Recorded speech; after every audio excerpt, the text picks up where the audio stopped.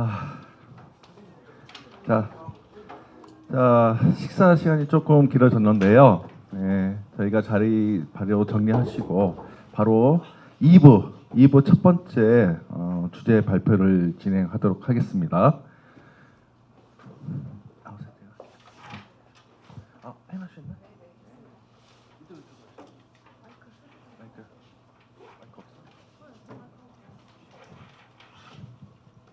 바로 시작해도 되겠습니까? 아, 네.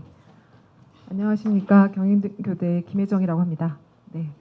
아직 식사들을 다 안 오고 다들 못 오신 것 같긴 하지만 약속 시간이 이미 벌써 15분이 지나가고 있기 때문에 먼저 시작을 해보도록 하겠습니다.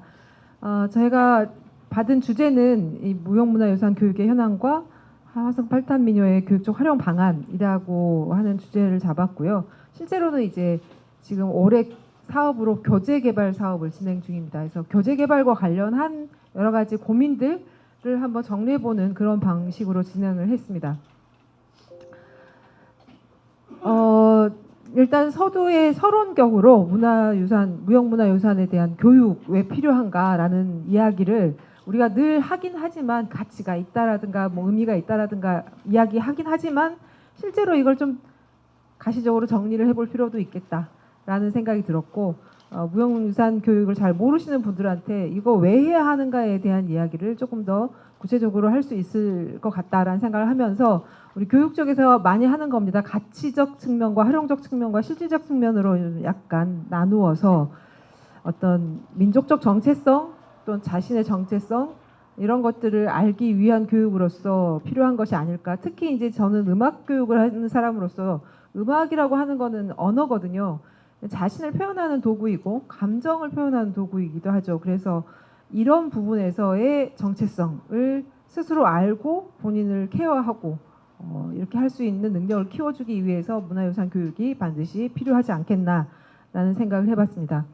지금 이제 현재 2022 교육과정이 작년에 발표가 되었고 내년부터 이제 교과서가 하나씩 조금 이제 적용이 되는 그런 시점에 있습니다.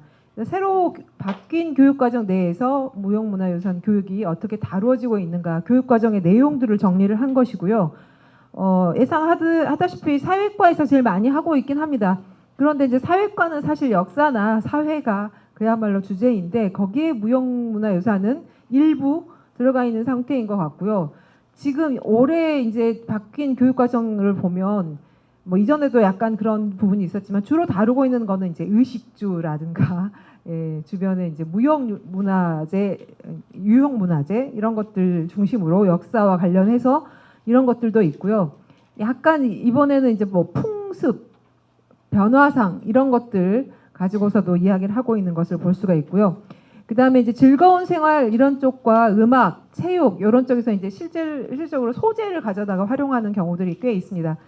그런데 뭐 체육 같은 경우는 거의 이제 강강술래 플러스 탈춤 뭐 이런 게 거의 주를 이루는 것 같고요.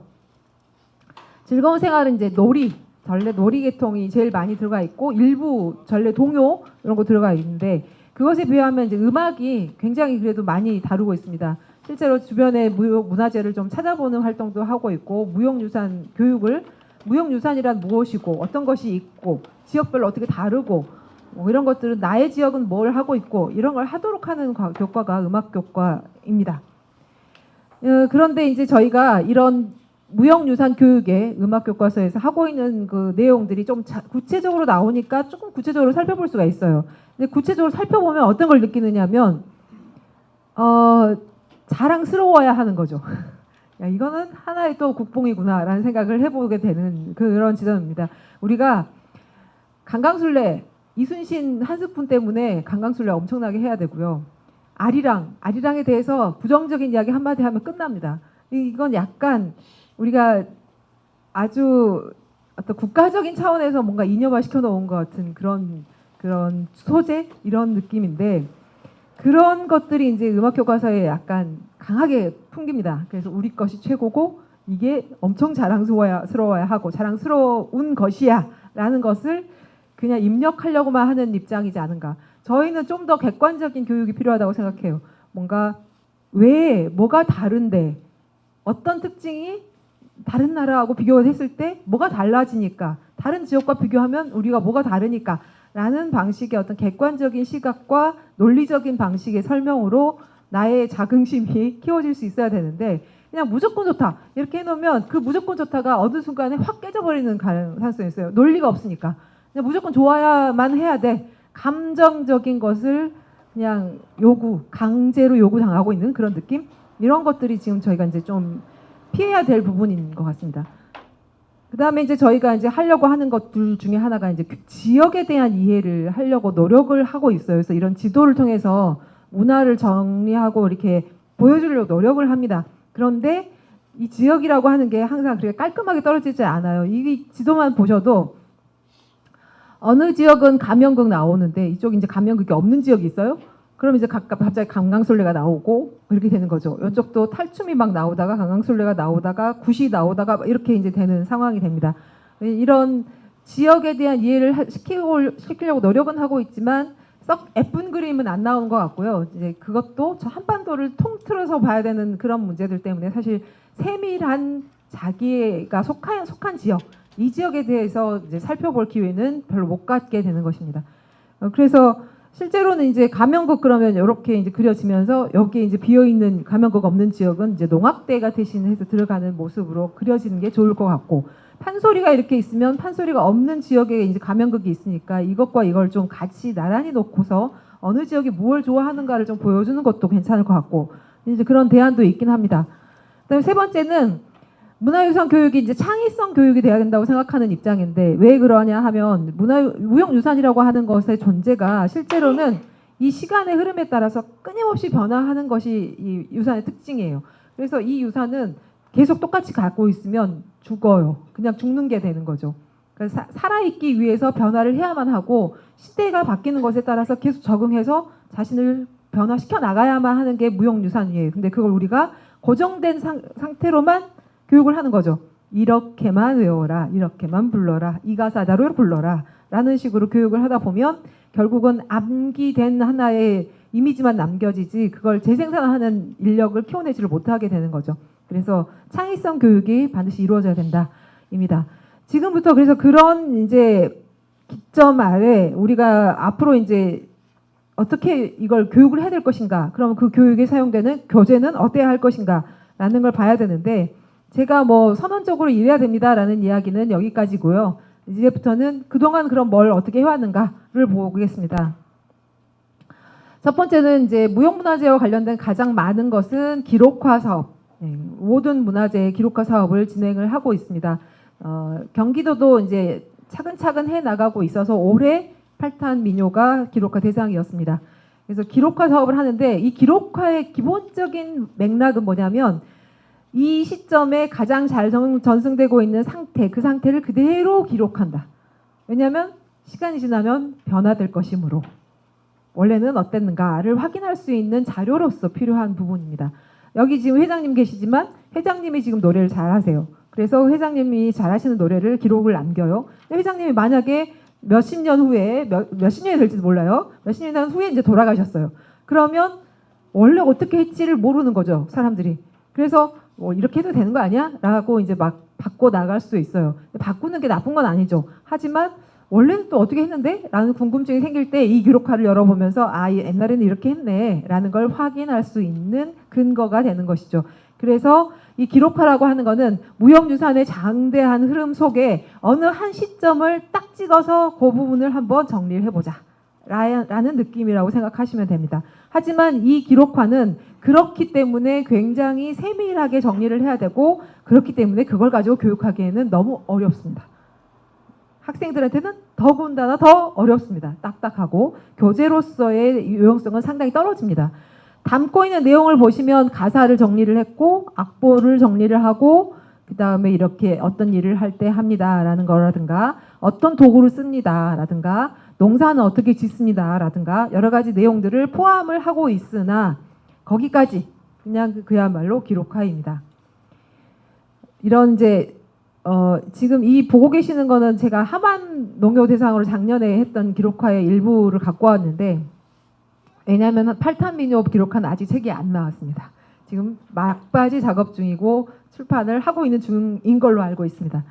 그래서 이제 이 하만동에 할 때는 제가 교재를 따로 만들지 않는 아쉬움 때문에 교재성의 성격을 조금 더 추가를 했어요. 그래서 노래를 부르실 때 어떤 걸로 선택을 해서 부르실 수 있다니 이거를 하나만 부르지 말고 8가지를 돌려가면서 불러달라. 선택적으로 바꿔달라. 왜냐하면 노래가 고착화되는 거는 절대 우리가 바라는 현상이 아니기 때문에 원래도 저걸 자유롭게 섞어서 부르셨거든요. 그러면 앞으로도 계속 자유롭게 섞어서 불러달라. 근데 보통 우리 전국적으로 문화재에 남겨져 있는 건 다 어떻게 부르시냐면 순서대로만 부르시는 거죠. 똑같이. 아니에요. 그게 아니라 원래는 자유롭게 나 이렇게도 불렀다가 이렇게도 불렀다가 하는 그런 노래들이 있어요. 그러면 그 노래는 그 성격이 원래 지켜져야 되는 건데 귀찮으니까 그거 빼버리고 그냥 이거 그대로만 부르세요라는 한 가지 방법만 알려주는 그런 사례들이 엄청 많습니다. 그래서 불과 몇십 년, 세대 한두 세대 사이에 노래가 재미가 없어졌어요. 원래 더 재밌었는데 자유로웠는데 더 딱딱하고 정해진 대로만 부르는 상태가 된 거죠. 그래서 그걸 이제 방지하기 위한 기록화. 유동성이 있고 유연성이 있으면 그 유연성을 기록을 해서 그 유연성이 지켜지도록 하는 거. 그것이 진정한 전형이죠. 그것을 하기 위한 그런 내용들이 좀 포함되어 있었습니다. 거기까지는 이제 기록하고요. 일부 보존회, 특히 국가무형문화재 보존회, 문화재청의 돈을 살짝 받아서 전수교육 교재를 만드는 사례들이 있었습니다. 전수교육을 위한 교재는 전승자들을 위한 교재입니다. 그래서 어른들이죠. 이 애천통명농요의 전수교육 교재를 보시면 그냥 가사만 적혀 있습니다. 노래 가사만 까먹지 마시라고. 노래를 어떻게 부르는지는 전혀 알 수 없습니다. 그래서 이런 상태로 끝나는 경우도 있고, 진도들노래, 여기도 이제 남도들노래, 여기도 국가문화재거든요. 여기는 이제 악보를 한 줄씩 넣어드렸습니다. 그리고 밑에 정간보로 그 노랫말의 길이죠. 이 노랫말은 3칸, 이 노랫말은 1칸. 그럼 이제 상대적인 길이감은 쉽게 볼 수가 있기 때문에 그 정도를 이제 활용하고 있는 것 같습니다. 그러나 다 이제 전수교육을 위한 교재인 거고요. 이 지금 보고 계시는 이제 강강술래, 요거는 이제 또 부끄럽지만 제가 만들었습니다. 제가 만든 이 전수교육 교재는 어른들 대상이긴 하지만 정간 악보를 넣고 거기다가 박자에 어떤 동작을 하는지를 다 일일이 그려 넣었습니다. 동작을 하나씩 따라가다 보면 할 수 있게끔 해놓은 상태입니다. 그래서 여기 조금 이제 전수교육 교재 스타일로 조금 개발을 한 상태입니다. 그렇게 하고 악보와 가사를 주었고요. 그 아래에 이 놀이의 해석, 의미를 좀 했고 이걸 어떻게 하면 될 것인가, 놀이 방법에 대한 이야기라든가 이런 것들도 부연 설명을 좀 달아봤습니다. 자, 이제 본격적으로 그러면 청소년 교재를 좀 봐야 되는데 청소년 교재는 의외로 거의 없었습니다.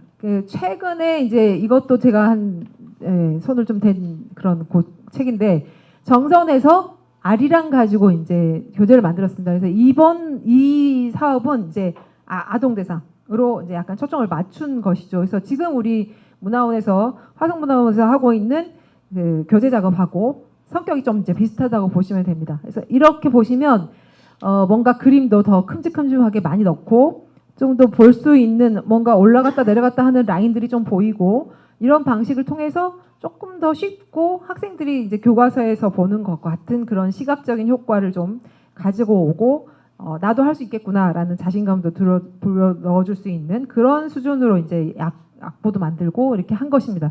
이렇게 이제 초점을 대상을 초등학교, 중학교 뭐 이렇게 학생들로 딱 맞추고 어떤 것을 교육해야 되겠다라는 목표를 분명하게 하면 책이 이제 목적에 맞는 가장 적절한 사이즈로 나올 수 있게 되는 거죠. 그래서 교재라고 하는 것은 결국은 대상, 교육 대상, 교육 시간, 프로그램 이런 것들 다 따져서 어떻게 교육을 해줬으면 좋겠다라는 구체적인 안이 잘 보일 수 있도록 그리고 실제로는 이제 학생들이 보는 것과 교사들이 이걸 가르치기 위해서 필요한 정보는 좀 별도로 또 제시가 되고 이런 식으로 정리가 되셔야 효율적인 교재가 되지 않을까라고 생각을 했습니다. 네, 이런 것을 했고요. 그 다음에 이제 기타로 이제 문화재 교육 관련된 어린이 교재들이 문화재청, 국립무형유산원 이런 데서 이제 만들어진 것들이 있어서 조금 살펴봤습니다. 근데 이제 이 교재들은 본격적인 교재라기보다는 약간 부수적인 참고 자료이지 않을까 생각을 했는데 그렇게 생각한 이유는 내용상으로 봤을 때 이런 식으로 줄글이 있는 책이에요. 그러니까 정말 우리의 그 문화재 해설 책들, 다양한 책들이 지자체별로 뭐 국가에 엄청 많이 만들어져 있지만 대부분 다 줄글이죠. 그 줄글을 어린이를 위해서 조금 쉽게 썼어요. 이런 느낌이라고 보시면 됩니다. 그러니까 아마 어린이 입장에서는 되게 읽기 싫은 책이 되었을 가능성이 상당히 높습니다. 애써서 여기에 뭐 그림도 사진도 넣고 막 이렇게 옆에 조금 장치를 하긴 했으나 여전히 읽기 싫은 책으로서 딱 그렇게 눈에 보입니다. 조금 더 신경 써서 아까처럼 풀어내주지 않으면 교재로서의 효용성 많이 떨어진다. 요즘 학생들 애니메이션, 만화 이런 그림의 시각적인 자료에 굉장히 강하게 반응을 하기 때문에 줄글 나오는 순간 망한다라고 생각하시면 좋을 것 같습니다. 자, 그래서 화성 8탄 민요 교재 개발 활용 방안을 이제 정리를 해보면 사실은 이제 이번에 작업을 하셨고 곧 책이 나올 거고 제가 책이 나오기 전에 살짝 봤습니다. 왜냐하면 오늘 발표를 하기 위해서도 준비가 좀 필요했기 때문에 오늘 보여드리지는 못하지만 저는 살짝 봤는데 잘 만들었어요. 잘 만들었는데 문제는 뭐냐면 활용이죠. 책을 잘 만들기만 하면 안 되거든요. 써야 되거든요. 쓰기 위해서 뭐가 필요하냐면 교육청, 일선 학교의 협조, 공감대 형성 이런 것들이 굉장히 필요합니다. 교재를 만들기만 하면 안 되고요. 교재를 어떻게 활용해서 가르칠 수 있는가에 대한 연수나 안내가 필요합니다. 단기 연수, 장기 연수. 그 다음에 이제 그 교재들이 지금 현재 만든 거는 학생 대상으로 만들었거든요. 아까 말씀드렸던 것처럼 교사 대상이 있어야 되고 또 학교 급별로도 달라야 되고 대상에 따라서 교재들이 다 따로 개발이 되셔야 가장 좋습니다. 그리고 영상과 교육용 교자재가 필요하고요. 말씀드렸던 것처럼 정책적 뒷받침이 상당히 크게 요구가 됩니다. 뭐 시간이 없더라도 한 가지 사례를 제가 말씀을 드리면 제가 남원에서 그 2년 가까이 근무를 했어요. 남원 교육청하고 무슨 일을 했냐면 남원 출신은 모두 다 판소리를 한 대목 부를 수 있는 것으로 교육을 시켜봅시다 라고 합의를 했습니다. 그 장학사와 제가 국악원 연구사로서 두 사람이 합의를 하고 그 다음에 어떤 프로세스를 거쳤냐면 일단은 교재를 만들었어요. 그 다음에 교사들을 불렀어요. 연수를 남원 관내의 모든 교사에게 연수를 했습니다. 교장 선생님 따로 불러서 식사 대접하고 잘 안내하고 공감대 형성시켰고요. 교감 선생님 다시 다 불러서 안내하고 이렇게 해주시면 협조해 주시면 감사하겠습니다 했고요. 행정실장들 다 불러서 선물 뿌리고 밥 드리고 식사하시면서 여러분 국악 굉장히 중요합니다. 남원이면 이거 좀 해야 되지 않겠습니까? 라고 설득하고 그렇게 3번을 하고 나머지 일선 교사들은 되게 상당 기간 장기 연수를 시켰어요. 그리고 나서 뭘 했느냐? 1년을 교육을 시키도록 시간을 줬어요. 마지막 겨울 때쯤에서 모든 관내 학교에서 한 팀 이상을 경연대회 참석을 시켰어요. 경연대회를 열었죠. 그래서 그 모든 팀들이 의무적으로 다 왔어요. 그리고 저희가 뽑았어요. 상을. 이 사람 이 팀 제일 잘합니다. 이 팀 제일 잘합니다. 이렇게 뽑고 그 뽑은 팀들을 공연을 또 시켰어요. 이런 게 잘하는 겁니다. 이렇게 가르치셔야 됩니다. 이게 성공작입니다. 라는 거를 모델을 보여줘야 되기 때문에 그 학생들을 전부 다 데려다가 공연을 시키고 또 사례도 하고 이렇게 했었습니다. 그런 전체적인 프로그램이 종합적으로 돌아가지 않으면 절대 성공하지 못합니다. 그냥 교재만 만들었어요. 땡. 성공 못해요. 학교에서 귀찮아해요. 뭘 또 하래? 뭐 이렇게 생각하겠죠. 그래서 귀찮아하는 사람이 교장선생님이든 교감선생님이든 행정실장이든 교사든 누군가 한 명이라도 귀찮아하면 이루어지지 않습니다. 이런 학교의 상황들도 이해하시면서 이렇게 종합적으로 가능하도록 이렇게 해주시면 정말 감사하겠다라는 생각이 듭니다. 저의 발표는 여기까지입니다. 감사합니다. 네. 무형문화유산 교육의 현황과 화성 8탄 민요의 교육적 활용 방안에 대해서 우리 경인교육대학교 음악교육학과 김혜정 교수님이 발표해 주셨습니다. 감사합니다. 다시 한번 박수 부탁드리고요.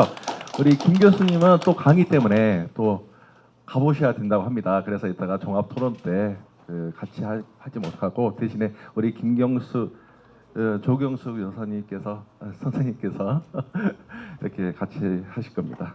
감사합니다. 다음은 주제가 이제 화성 지역 무형 문화유산과 문화원 연계 발전 방안에 대해서 우리 화성시 무형 문화재위원이신 우리 홍태환 교수님께서 발표해 주시겠습니다.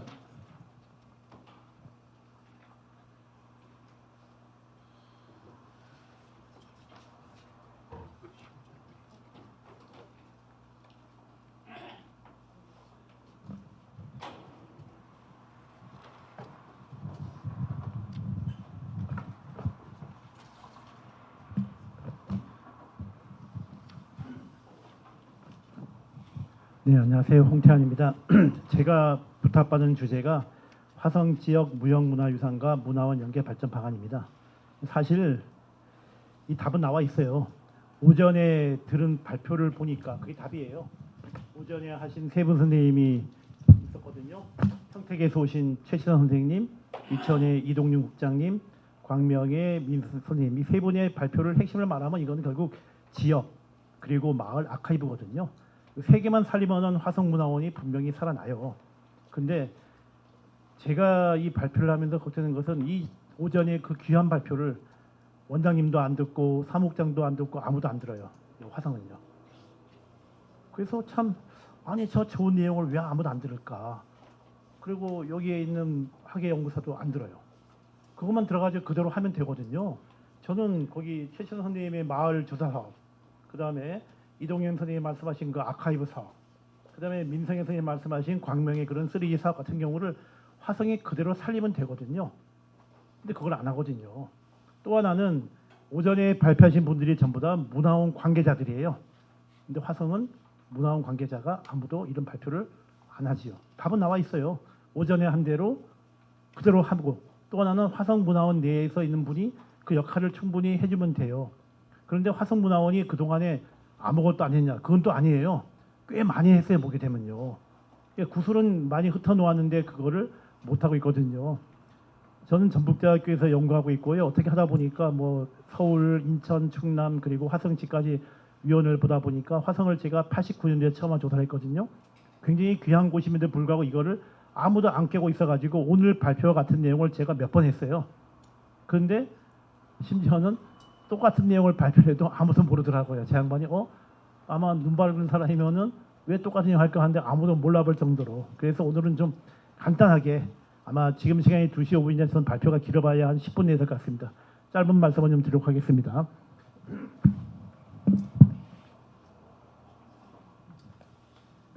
굉장히 주목할 만한 사건이 벌어졌죠. 국가유산기본법이 5월에 통과가 됐고요. 내년 5월부터 국가유산기본법이 발의가 됩니다.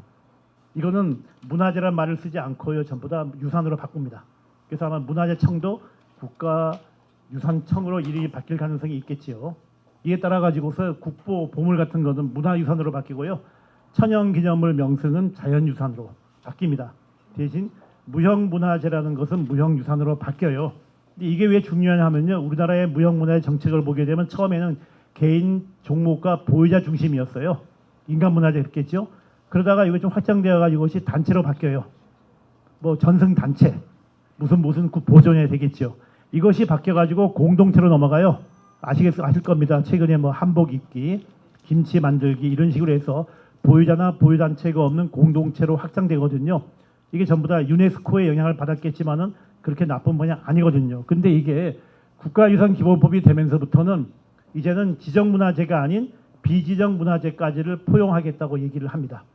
이게 달라진 거라 보면 되겠죠. 이게 그동안에 지역문화원에서 그렇게 열심히 조사했던 지역에 꽤 많은 사례가 드디어 법의 테두리 안에 들어가는 그런 일이 벌어지게 된 겁니다. 그리고 그동안에는 전승을 어떻게 할 것이냐, 보존을 어떻게 할 것이냐 바뀌어요.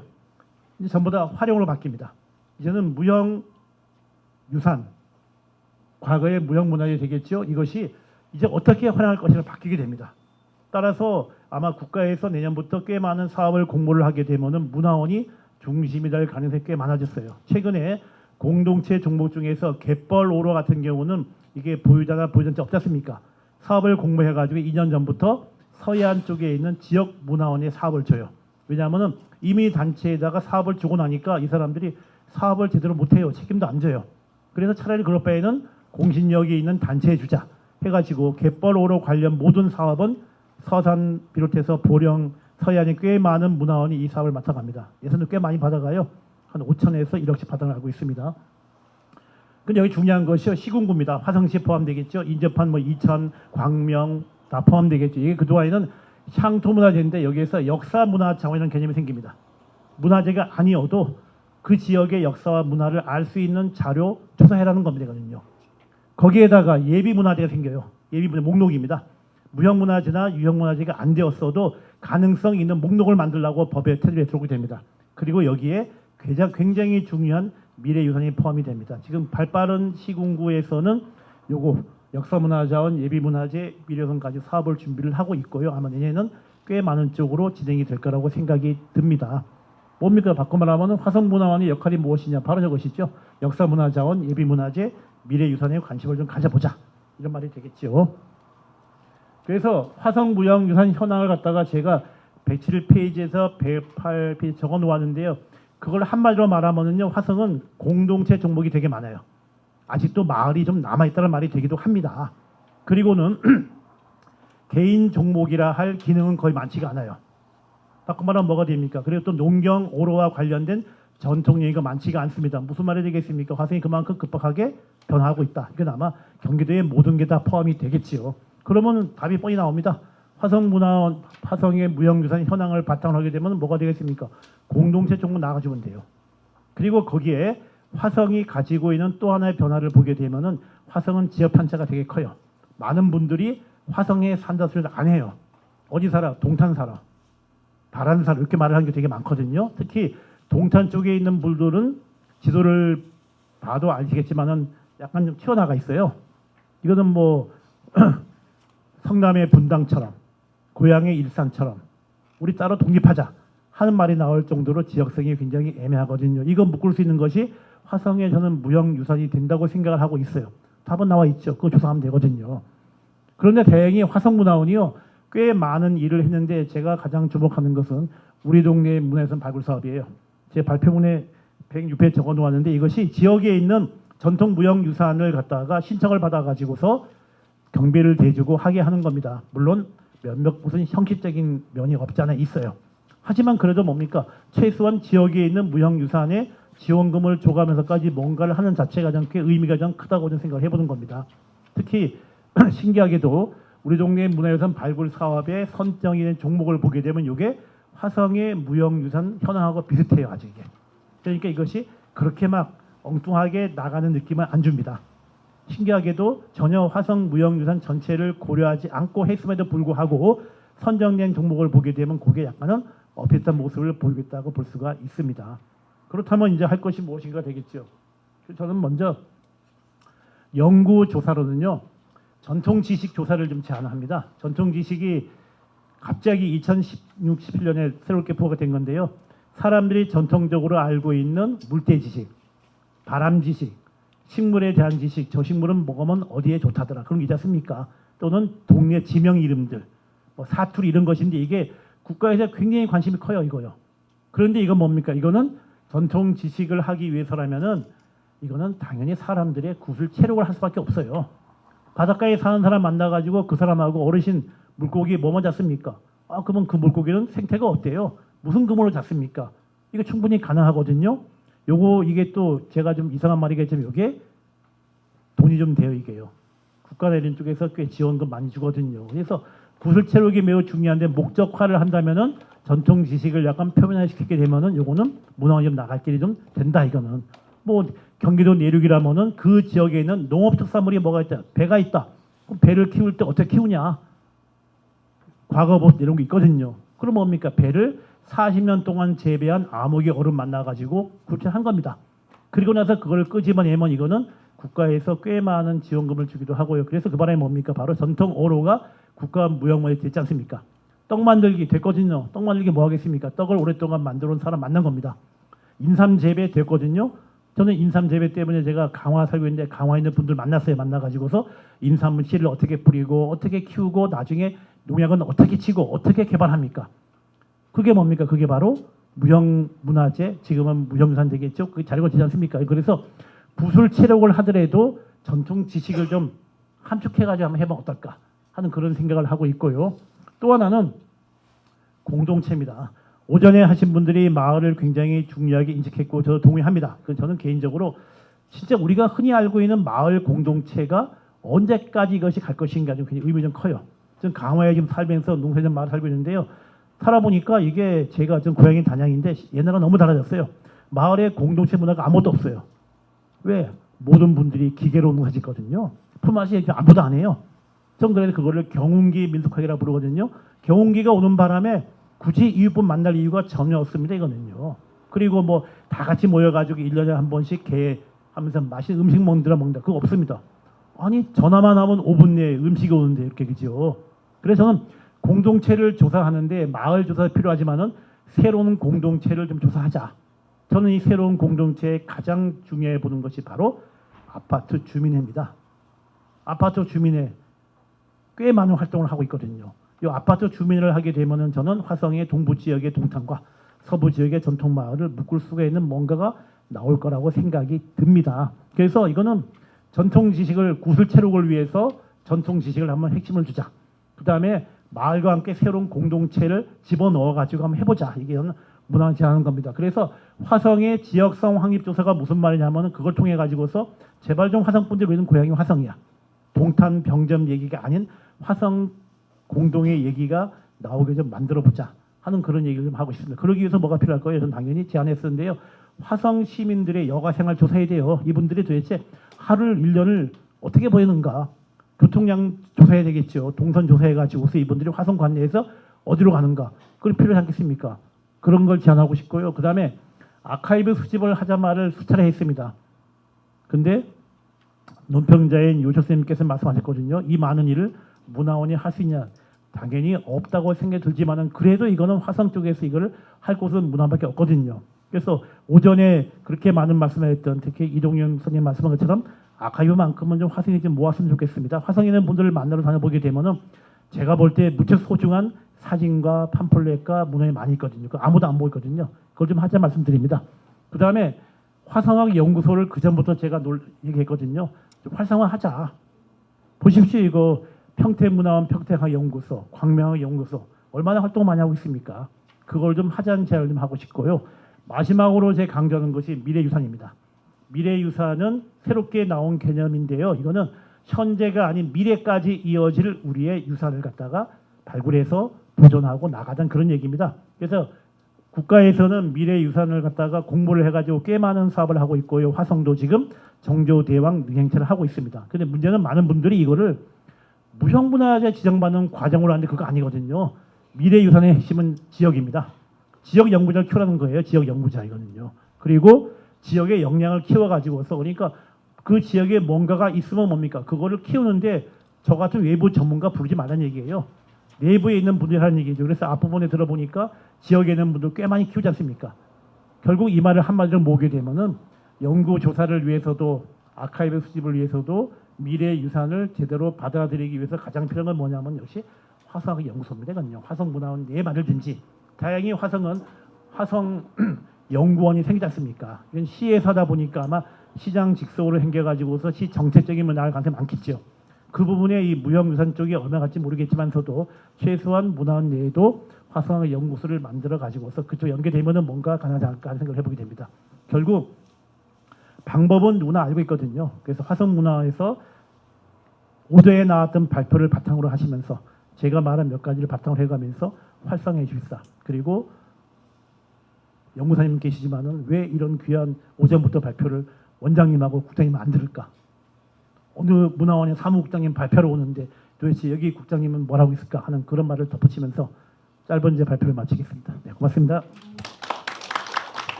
네, 감사합니다.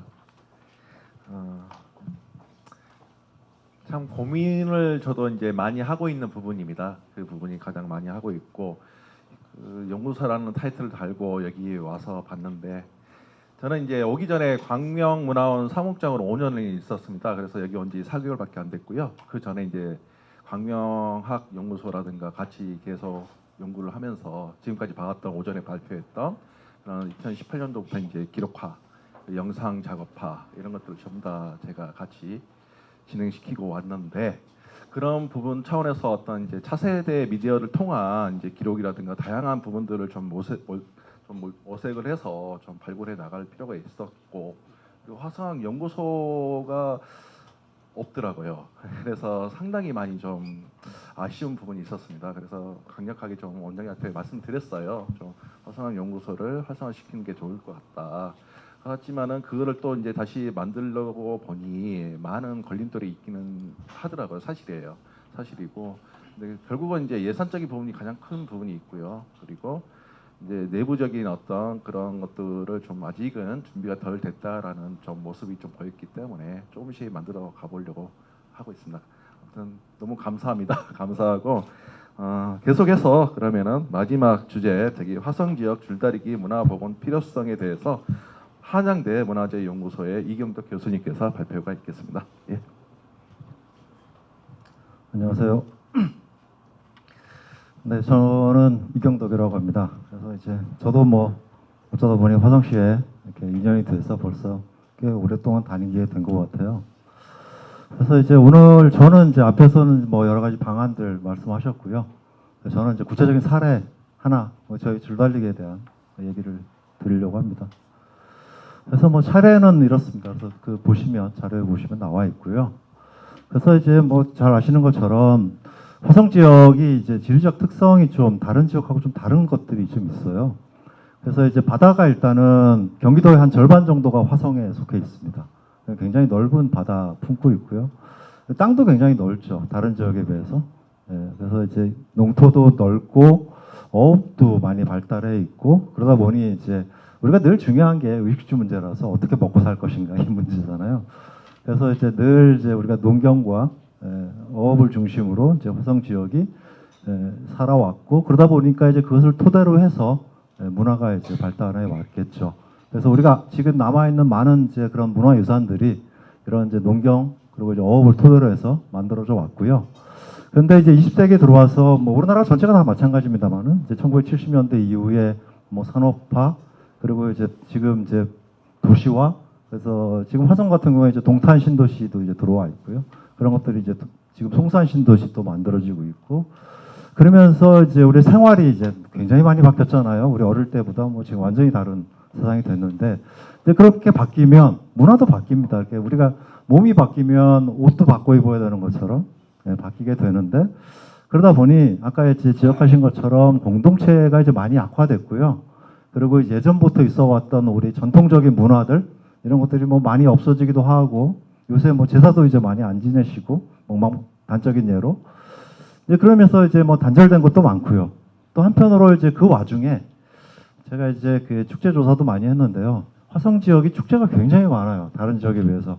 그리고 지자체에서 지원도 많이 해주고 있고 그게 이제 한편으로는 그런 의례라든지 마을에서 하던 것들은 많이 없어지고 좀 큰 규모로 그러니까 마을 사람들끼리 모여서 하던 거는 많이 없어지고 모두가 다 참여할 수 있는 축제는 또 많이 이제 행해지고 있고요. 거기다가 이제 뭐 지역에 이제 마을에 가보시면 나이 드신 분들이 좀 많이 계시잖아요. 젊은 사람들은 이제 관심도 없고 다 외지로 나가기도 하고 그래서 문화에 대한 오래된 과거의 문화에 대한 이제 이런 관심도 좀 적고 그런데 문제는 이제 저희가 20세기만 해도 막 열심히 일해서 열심히 일하면 돈 벌고 성공하고 그랬거든요. 근데 지금은 이제 우리가 인건비 문제도 있고 그리고 외국의 공장들이 다 이제 한국에 안 오잖아요. 다 중국 가고 요새는 이제 베트남 쪽도 많이 가고 인건비가 싸니까 우리는 이제 어떻게 해요? 같이 물건 만들면 가격이 너무 비싸서 우리가 팔 수가 없어요. 그래서 우리는 이제 비싸게 팔아야죠. 근데 같이 물건을 만들어서 비싸게 팔라 그러면 그게 가치가 있어야 되잖아요. 그래서 뭐 이탈리아 그 장인이 한 땀 한 땀 명품을 만들어야 그럼 이제 비싸지죠.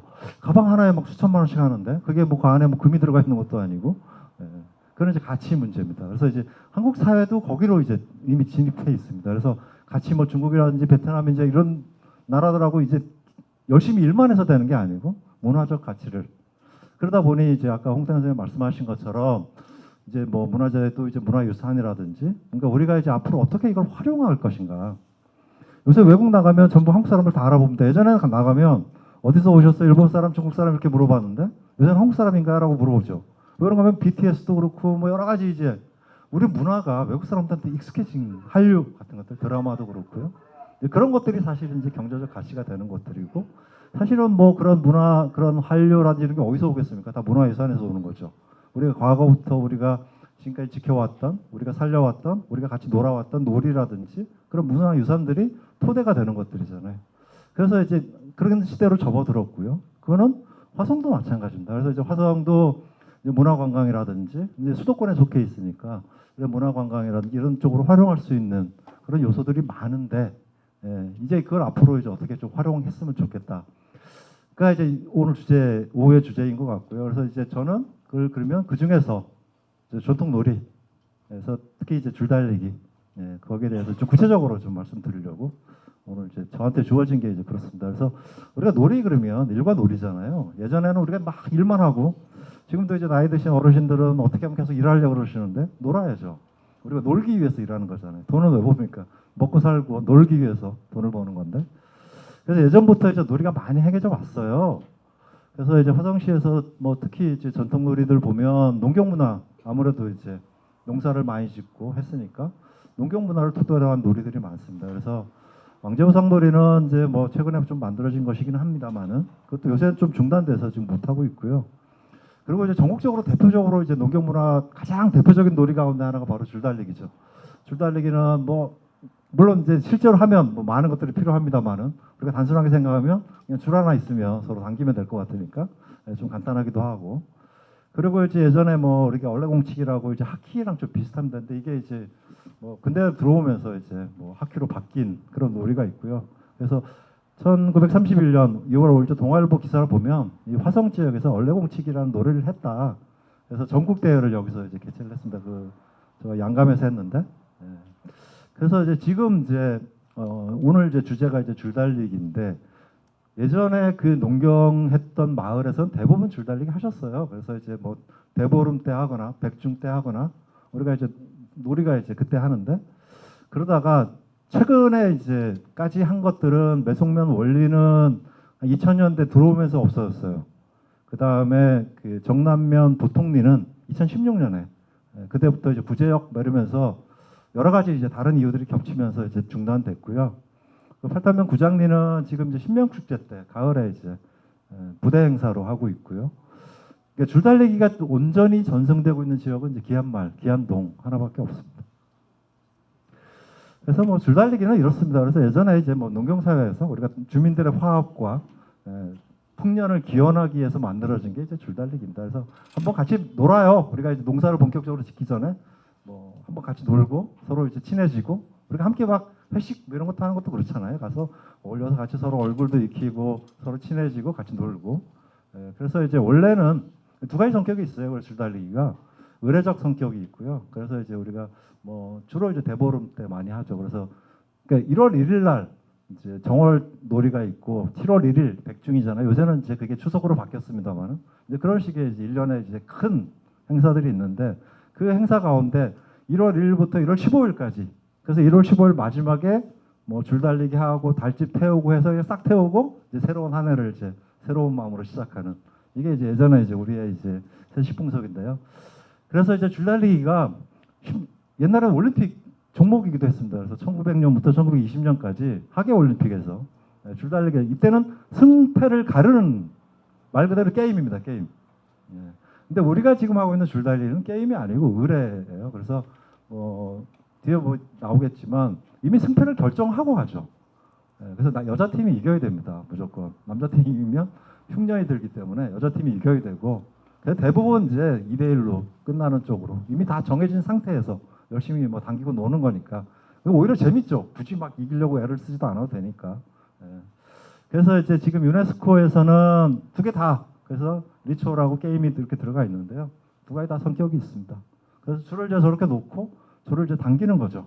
근데 이미 이제 아까 말씀드린 것처럼 뭐 승패도 다 결정되어 있는 상태에서 그냥 당기고 노는 거는 그야말로 이제 풍년과 주민들의 화합 그런 걸 위한 이제 의례 행위로서 서로 이제 당기고 노는.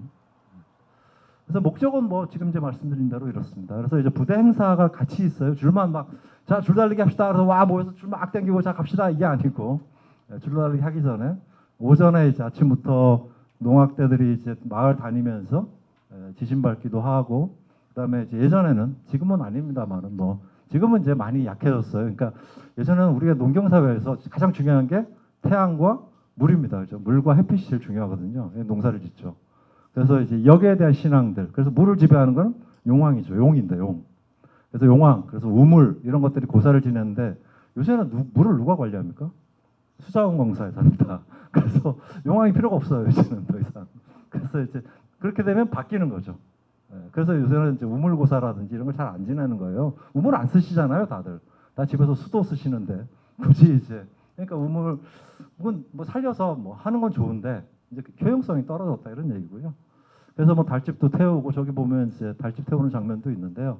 그렇고요. 아까 말씀드린 것처럼 승자 패자 이제 이미 정해져 있고 그다음에 이제 줄다리기 끝나면 막 그 이제 줄 끊어가지고 그래서 막 걸음으로 쓰기도 하고 기아말 줄다리기는 이제 황구지천 이렇게 막는 줄로 이렇게 막는 이제 그런 역할도 했고 아니면 이제 아들 낳고 싶으신 분들 잘라다가 지붕에 던지면 뭐 아들 낳는다 이런 얘기도 있고요. 소한테 먹이면 또 소가 건강하다 그래서 잘라가고 그러니까 줄을 다 잘라가요. 그래서 줄을 매년 만드시는 거죠.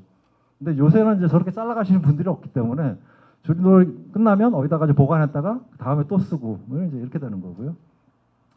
그래서 이제 뭐 배에다 실으면 이제 풍어가 온다 그러고 그러니까 이렇게 많은 사람들의 기쁨과 놀이와 열정이 들어가 있는 게 이제 줄달리기 줄이니까 그걸 이제 어떻게 활용할 것이냐의 문제인 거죠. 그래서 이제 방법은 뭐 줄은 이제 서로 암줄하고 수줄하고 서로 엮여서 이렇게 묶어가지고 서로 당기는 그렇습니다.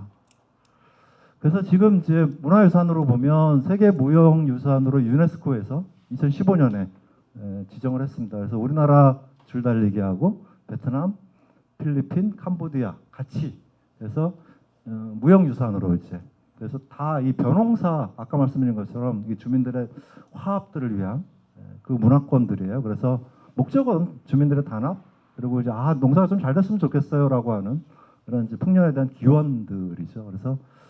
그래서 이제 세계유산으로 등재가 돼 있고요.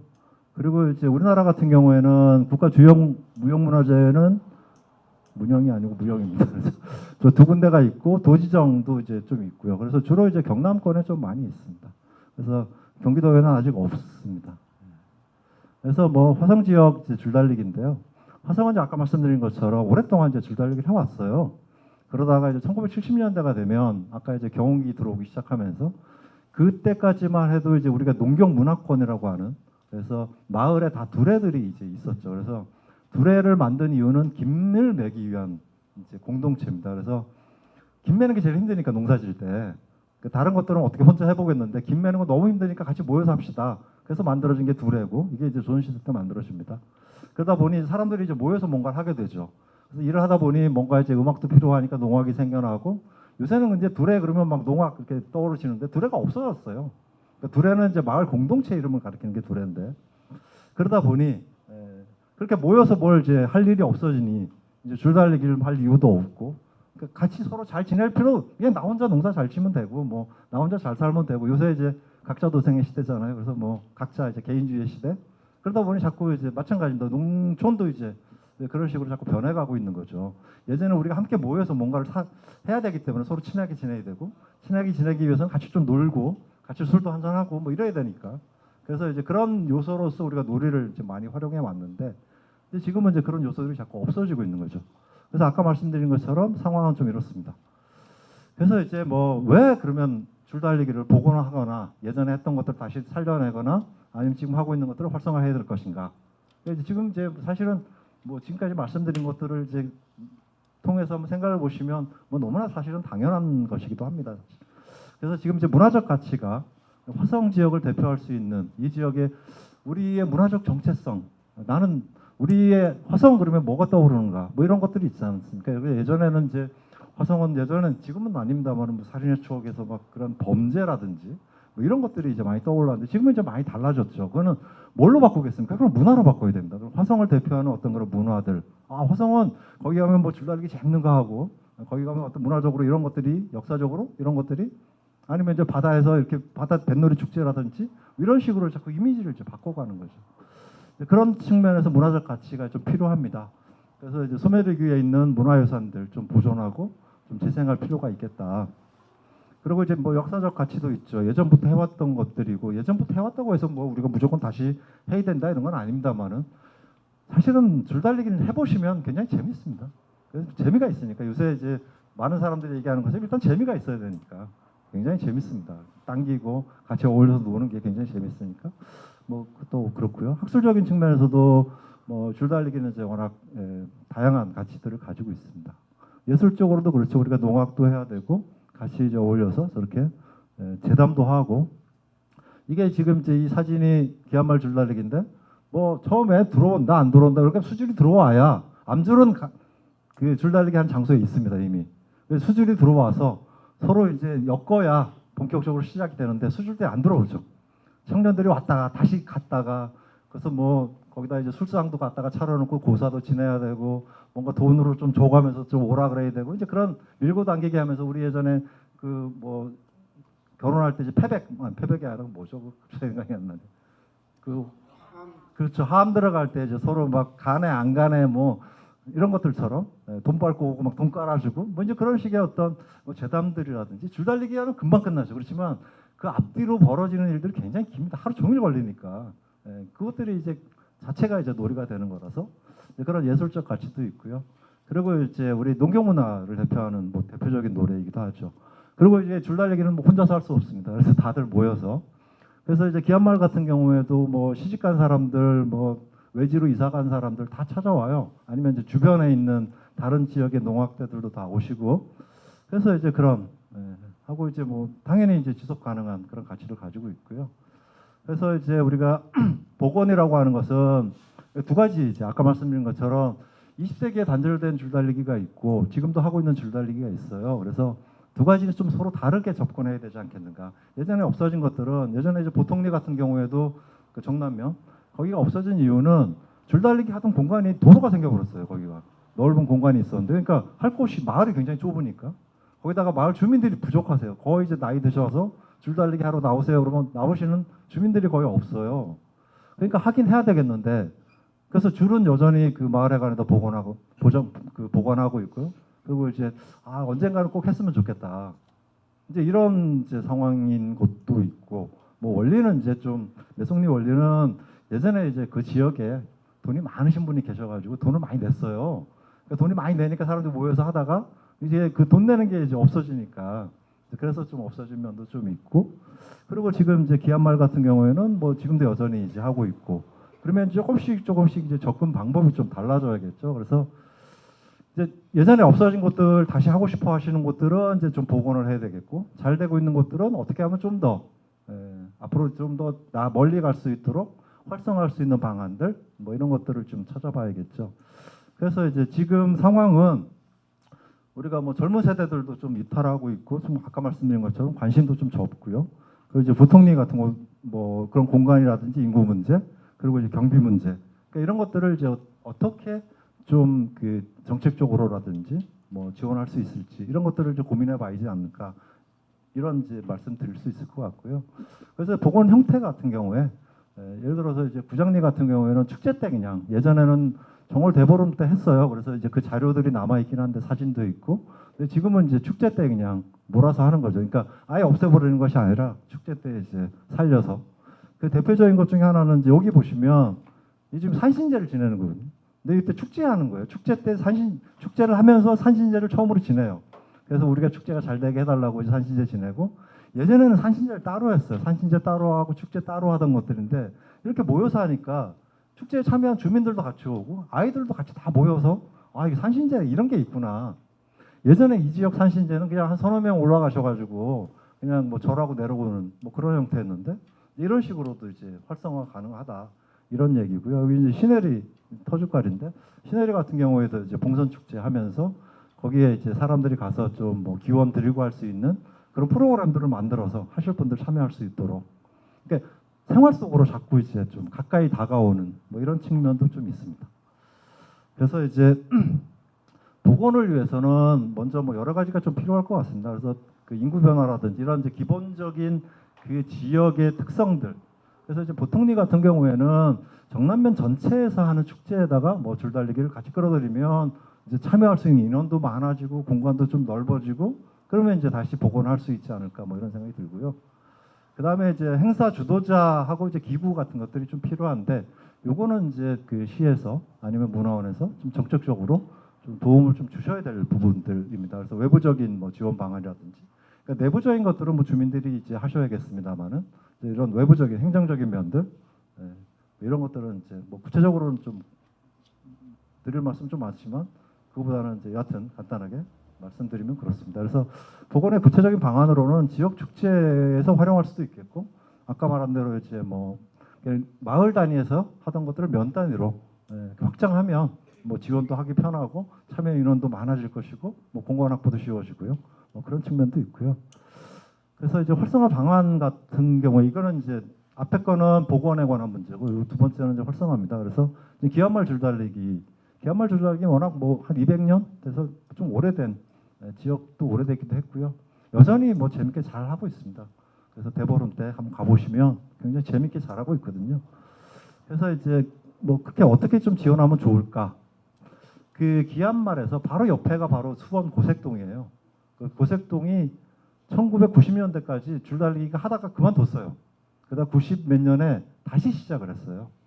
그러니까 한동안 안 하다가 95년인가에 이제 청년 애들을 중심으로 해서 우리가 다시 줄달리기를 한번 복원을 해보자. 그래서 시에서 지원해주기 시작하고 시에서 지금 한 5천만 원 정도 지원을 해줍니다. 거기는. 그래서 여기 지금 이게 뭐예요? 이게 향토 연구원, 문화관 이런 것도 만들어놨어요. 문화전시관.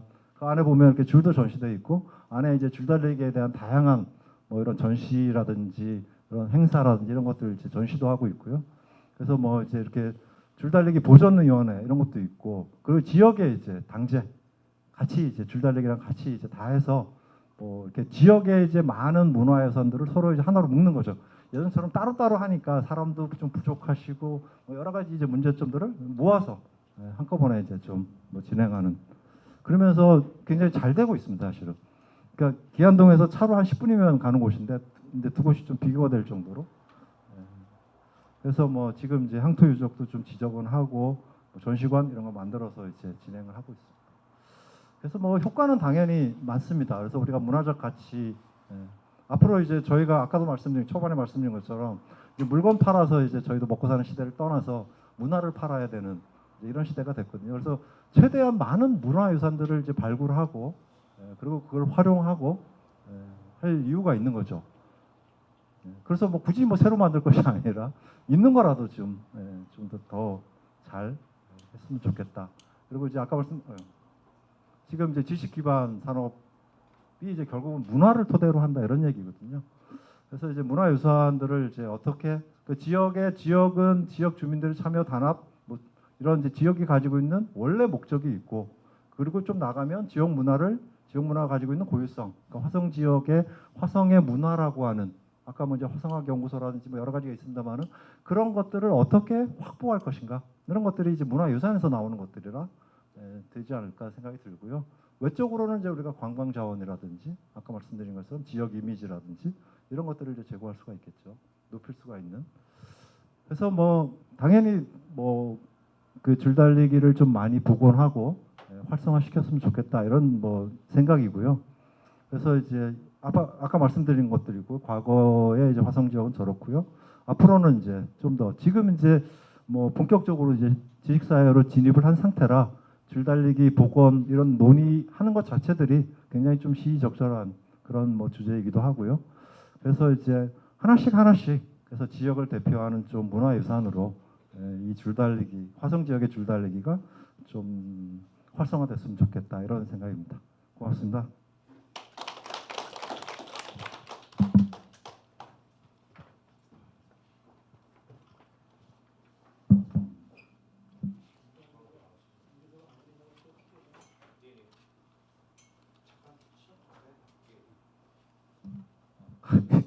제가 그 종합 그 토론 사회를 받게 됐는데요.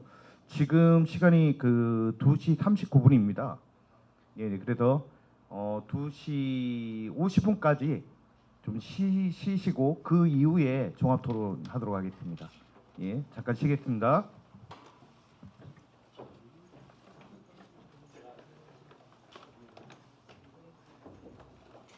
이거는 얼마고 이건 얼마예요? 이거 13,000원. 이게 650g에 예, 만. 10,000원. 이렇게 큽니다. 이거 오곡을 다 들어가 비싸네요. 있기 때문에 예, 저기- 맛도 좋고 영양가도 높습니다. 화성 여성의 후원주점에 흑산도 홍보가 온다고? 진짜? 정말? 맛있겠다! 가야지. 많이 와요!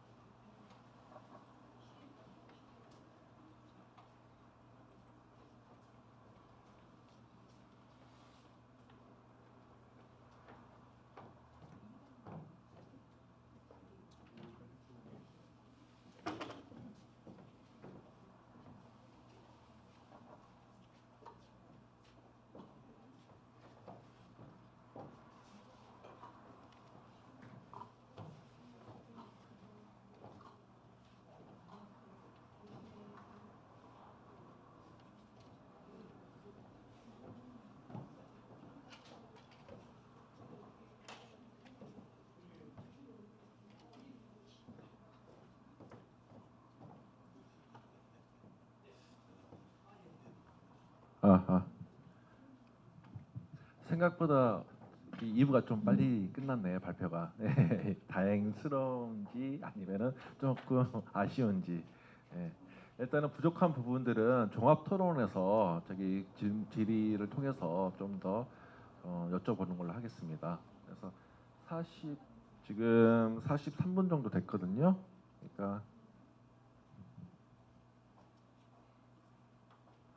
43분이니까 45분에 시작하도록 하겠습니다. 네. 네.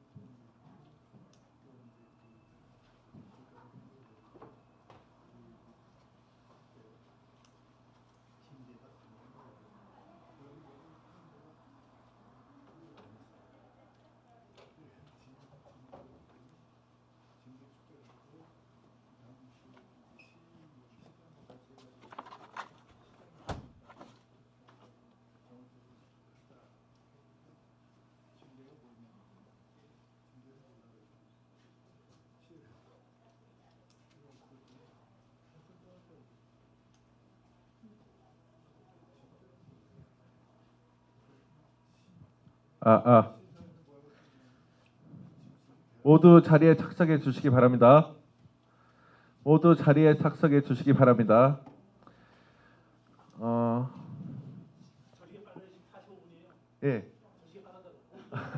50분에 하시기로 했어요? 예, 50분에 하시기로 했답니다. 아직 5분 남았습니다. 예.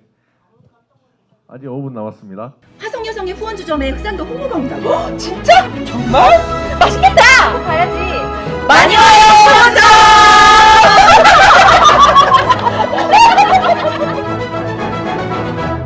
이거는 얼마고 이건 얼마예요? 이거 13,000원.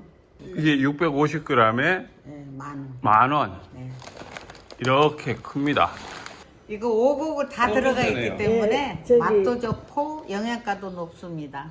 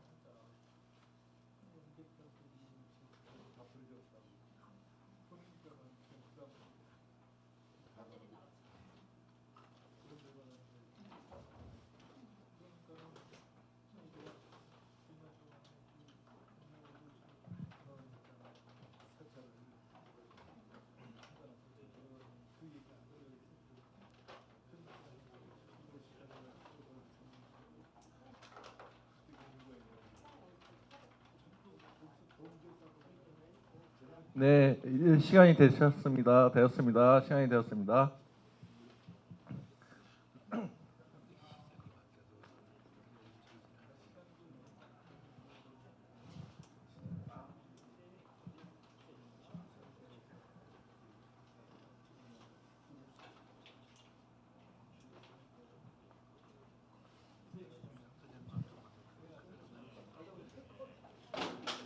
우리 우리 발표자님하고 토론자님들 무대 위로 올라가 주시면 감사하겠습니다.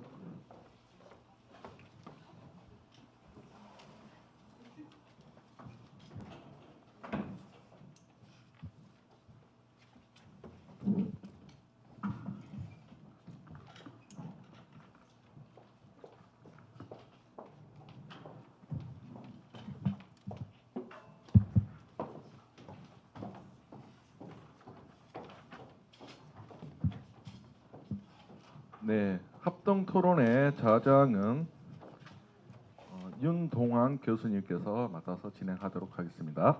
예, 안녕하세요. 윤도환입니다. 아까 그 일부의 그 종합 토론할 때는 시간이 너무 촉박해가지고 그 좀 정신이 없었습니다. 예, 2부 같은 경우에는 저희가 예정된 시간이 그 35분까지니까요. 그나마 좀 여유가 있을 것 같습니다.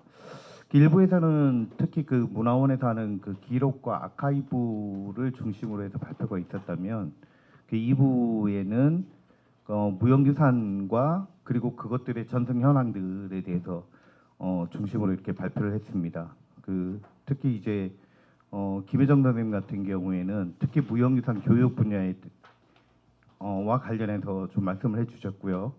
그리고 2부 그 주제 5 그러니까 무형유산과 문화원의 연계 방향 특히 이제 성과 점검과 관련된 부분에 대해서 말씀하셨습니다. 그리고 주제 6 그 이경덕 선생님 같은 경우에는 특히 이제 무형유산의 복원과 관련된 부분에 대해서 말씀을 하셨습니다. 지금 김혜정 선생님 같은 경우는 수업 때는 먼저 좀 가셔가지고 어떻게 보면 토론과 거기에 대한 답변과 관련된 부분들을 좀 함께 좀 말씀을 해주셔야 될 것 같아요. 우선 그 개별 주제에 대한 그 토론을 먼저 진행을 하고요. 그리고 시간이 그 개별 토론이 진행된 다음에 그와 관련해서 그 플로어라든가 아니면 좀 그 첨예하게 좀 더 이렇게 그 토론이 필요한 부분들에 대해서 그 계속해서 토론을 진행하도록 하겠습니다. 먼저 그 조경숙 선생님께서 김혜정 선생님의 그 무형문화유산 교육의 현황과 화성 8탄 민요의 교육적 활용 방안에 대해서 토론해 주시면 고맙겠습니다. 네, 안녕하세요. 저 수연초등학교 교사 조경숙입니다. 지금 김혜정 교수님이 자리에 계시지 않는데 우선 제가 교수님께서 발표하신 내용을 아주 간략하게 한번 정리를 하고 그리고 제가 이제 교수님께 질문하고자 했던 것에 대한 이야기 그리고 함께 좀 생각해 보면 좋을 점들에 대해서 이야기를 해보도록 하겠습니다. 이제 김혜정 교수님께서 말씀하신 것 중에서 그러니까 처음에 이제 무형유산 교육에서 유의할 사항으로 세 가지를 제시를 했습니다. 독창성과 다양성을 구분하여 이해하고 다름을 인정하는 태도를 가지도록 해야 한다라는 것 그리고 무형유산에 대한 이해는 나로부터 점점 확대가 돼서 민족 세계로 확장해 나가도록 해야 한다라는 것 그리고 세 번째 무형유산이 우리의 삶과 밀접하게 연계되어 있다는 점을 인식하도록 쓰임과 목적을 이해할 수 있도록 연계 교육이 입체적으로 이루어져야 된다라는 것. 그래서 이 어떤 유의할 사항에 대해서는 모두 공감을 하리라고 봅니다. 그리고 무형유산 교육의 지향점으로 세 가지를 제시하셨습니다. 첫 번째, 보편적이고 객관적인 문화 이해의 교육이 되어야 한다라는 것. 그리고 두 번째는 지역 문화권을 이해하는 소재로 다루어져야 한다라는 것. 그리고 세 번째는 창의성 교육이 되어야 한다라는 것. 이것 또한 충분히 이거는 일반 보통 전문가들뿐만 아니라 일반인들의 그 공감을 얻어낼 수 있는 제안이라는 생각이 듭니다. 그래서 저도 전적으로 이거에 대해서 동의를 하면서 이제 교수님께서 이 8탄 민요 교재 개발함에 있어서 그 준비해야 할 일 세 가지를 제안을 했거든요. 근데 이제 이거는 같이 함께 풀어가야 할 숙제라는 생각을 합니다. 그래서 개발될 교재가 현장에 뿌리내리고 활용되도록 교육적 가치와 교재의 효용성 알리기, 교육청과 학교 협력 끌어내기, 일선 학교의 어려운 상황을 배려한 교사 연수와 교육 방안이 마련돼야 한다라는 점, 그리고 두 번째 다양한 목적과 학생, 교사, 전승자, 일반인 등 구체적인 대상을 위한 추가 교재 개발이 이루어져야 한다라는 것. 그리고 셋째, 뉴 미디어 매체가 다양하게 활용되고 있는 교육 현장에 맞게 교재와 더불어 다양한 형태의 교육 자료가 같이 마련되어야 한다라는 것. 이 세 가지에 대해서도 모두 공감을 하리라고 봅니다. 이제 이것을 어떻게 우리가 구현해 나가느냐, 함께 답을 찾고 그리고 노력을 해느냐는 이제 우리의 숙제인 것 같습니다. 그래서 저는 이제 현장 교사다 보니까 어떤 점에서 굉장히 어려움을 겪느냐면 이제 앞장에서 교육과정, 현재 이제 교육과정에서 문화유산 교육 이런 것들에 대해서 충분한 근거는 마련이 되었다라고 봅니다. 그런데 이제 현장 교사들 입장에서는 어떠냐면, 그러면 구체적으로 어떤 내용을 가르쳐야 하느냐, 그리고 어떻게 가르쳐야 하느냐. 교육과정상에는 굉장히 추상적으로 문화유산의 의미, 가치 이런 거를 가르치라고 나와 있습니다. 그리고 방법적인 거라고 유추할 수 있는 뭐 알아본다, 탐색한다, 듣는다, 즐긴다, 인식한다 이런 것들이 교육과정에서 제시하고 있는 방법적인 측면이라고 볼 수 있는데 굉장히 추상적인 표현들이잖아요. 그래서 이게 현장 교사들만이 만으로는 이것을 해결하기는 굉장히 어렵습니다.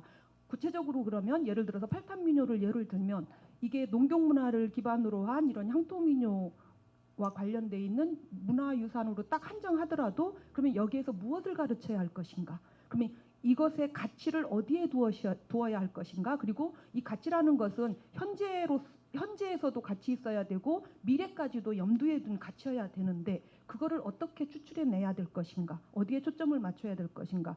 그러면 그런 것들을 내용 요소로 뽑아내서 그것을 어떤 방법으로 그러면은 지도에 나가야 될 것인가, 가르쳐야 될 것인가, 굉장히 해야 될 일이 굉장히 많은데 조금 이렇게 현장에 있는 교사로서는 조금 연구자들도 이제는 우리의 상위 개념들의 그런 것들에 대한 논의들이 어느 정도는 이루어진 상황이라고 보는데 그러면 이제는 조금 더 눈높이를 좀 아래로 맞추어서 이제 개별적인 문화유산에 대한 그런 가치 요소들을 뽑아낸다거나 이것들을 어떻게 현재 의미 있게 교육을 시켜나가고 활용될 수 있게 할 것인가 이런 것들에 대한 논의들이 좀 더 활발하게 이루어졌으면 하는 게 현장 교사로서의 바람입니다. 그래서 이제 제가 교수님께 이제 두 가지 질문을 드렸습니다. 그래서 제가 이러한 것들을 해결하는 작업들이 후속 작업으로 계속 이루어져야 된다라고 보거든요. 그래서 이제 구체적으로 좀 그 방법에 대한 것들을 좀 제안을 해주셨으면 좋겠다라고 말씀을 드렸는데 그거에 대해서 이제 거시적인 그러한 연구 이런 것들은 어느 정도 많이 진척이 되어 있기 때문에 이제는 개별 유산에 대한 미시적인 연구들이 다양하게 이루어져야 된다. 그러면서 이제 그런 작업을 바탕으로 해서 그 유사한 유산 내서의 공통점들을 이제 다시 뽑아내는 그러한 또 위로 올라가는 작업들이 또 이루어져야 되겠죠. 그래서 그런 말씀을 해주셨고 그리고 이제 두 번째 이 교육에 있어서는 우리 다양한 그 주체들이 함께 노력을 해야 되는데 그게 이제 이 행정기관들 시나 문화원이나 그 다음에 이제 학교 교육청 그리고 이제 우리 보존에까지도 이제 해당이 되는 거죠. 주체가 되기 때문에. 그래서 이 각각의 주체들이 어떠한 역할들을 하고 상호 어떻게 협력을 하면서 가야 될지에 대한 것까지도 이야기를 듣고 싶었는데 그 부분은 교수님께서 좀 여기 계신 분들 그리고 오전에 하셨던 발표했던 주제와도 어느 정도 통한다라고 보거든요. 그래서 조금 시간이 되면 각각 이제 주체별로 이 후속 작업들을 해나갈 때 어떤 역할들을 담당하면 좋을지 그런 의견도 좀 듣고 싶습니다. 이상입니다. 예, 아마 그 끝났을 때 김현정 선생님이 남원의 사례를 한번 얘기를 하셨는데 그렇게 어떻게 보면 교사라든가 교육청에 모든 사람들이 공감대를 가지고 교직 개발에서 끝날 것이 아니라 연계 사업 같은 경우 매우 중요하다 이렇게 좀 말씀하셨던 것 같습니다. 물론 이 주제 가지고 좀 많이 얘기할 수도 있지만 우선 다음 주제로 우선 넘어가도록 하겠습니다. 특히 문화원의 역할들이 매우 중요합니다. 이와 관련해서 홍찬 선생님께서 발표를 해주셨고요. 그 안양대 유호철 선생님께서 여기에 대해서 좀 토론을 해주시도록 하겠습니다. 예. 네, 안녕하십니까, 류호철입니다. 처음 보시죠? 이상한 일인 겁니다, 이건. 제가 화성시의 향토문화재위원회 위원으로 활동한 게 벌써 5년 넘었습니다. 제가 주도해서 지정한 문화재가 여럿입니다. 그 사이에도 화성문화원에서는 학술대회를 여러 번 했습니다. 참석하라는 연락도 한번 받아본 적이 없습니다. 이게 화성입니다. 안타깝기 그지없는 것이죠.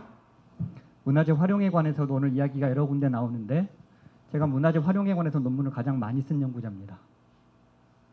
이런 연구자가 자주 화성시에 와서 회의하는데 화성문화원하고는 아무 관계가 없죠. 이미 몇 년 전에 제가 화성문화원에 버스 타고 가다가 들려서 문화원 원장님 직접 뵙고 이러이러한 일을 좀 해보자 몇 가지나 말씀드렸는데 하나도 실천된 거 없습니다. 듣고 끝입니다. 그리고 오늘 여기 계신 분들은 화성 시민들이시겠죠? 혹시 화성시의 문화재하고 관련된 분들이 계십니까? 네, 선생님은 어떤 문화재와 관련 있으세요? 저희는 그 문화재 전반적인 화성의 역사 문화재 거기에 거의 다 답사했고 네, 확인하고 있습니다. 좋습니다. 무형문화재로 지정된 것도 여러 종목 있지 않습니까? 관계자들이 여기 계셔야죠. 지원금만 많이 달라고 할 게 아니라 이런 점이 참 안타까움이 큽니다. 그리고 오늘 그 이 토론에도 화성시의 그 향토문화재위원회 위원들은 이런 거 하는지 아무도 모릅니다. 화성시에 관심을 갖고 싶어도 가질 기회가 없는 거죠. 저는 안양대학교에 근무하고 있고 문화재 보존 활용 정책을 전공하는 사람입니다. 그리고 문화유산 교육을 전공합니다. 화성시에서는 향토문화재위원입니다만 다른 지역에서는 광주광역시나 충청남도나 이런 데에서는 무형문화재위원이고요. 그리고 광주광역시나 경상북도에서는 또 문화재위원이기도 합니다. 이런 것들로 해서 문화재 지정 등록과 보존 관리 활용 이런 것들만 연구하는 사람입니다.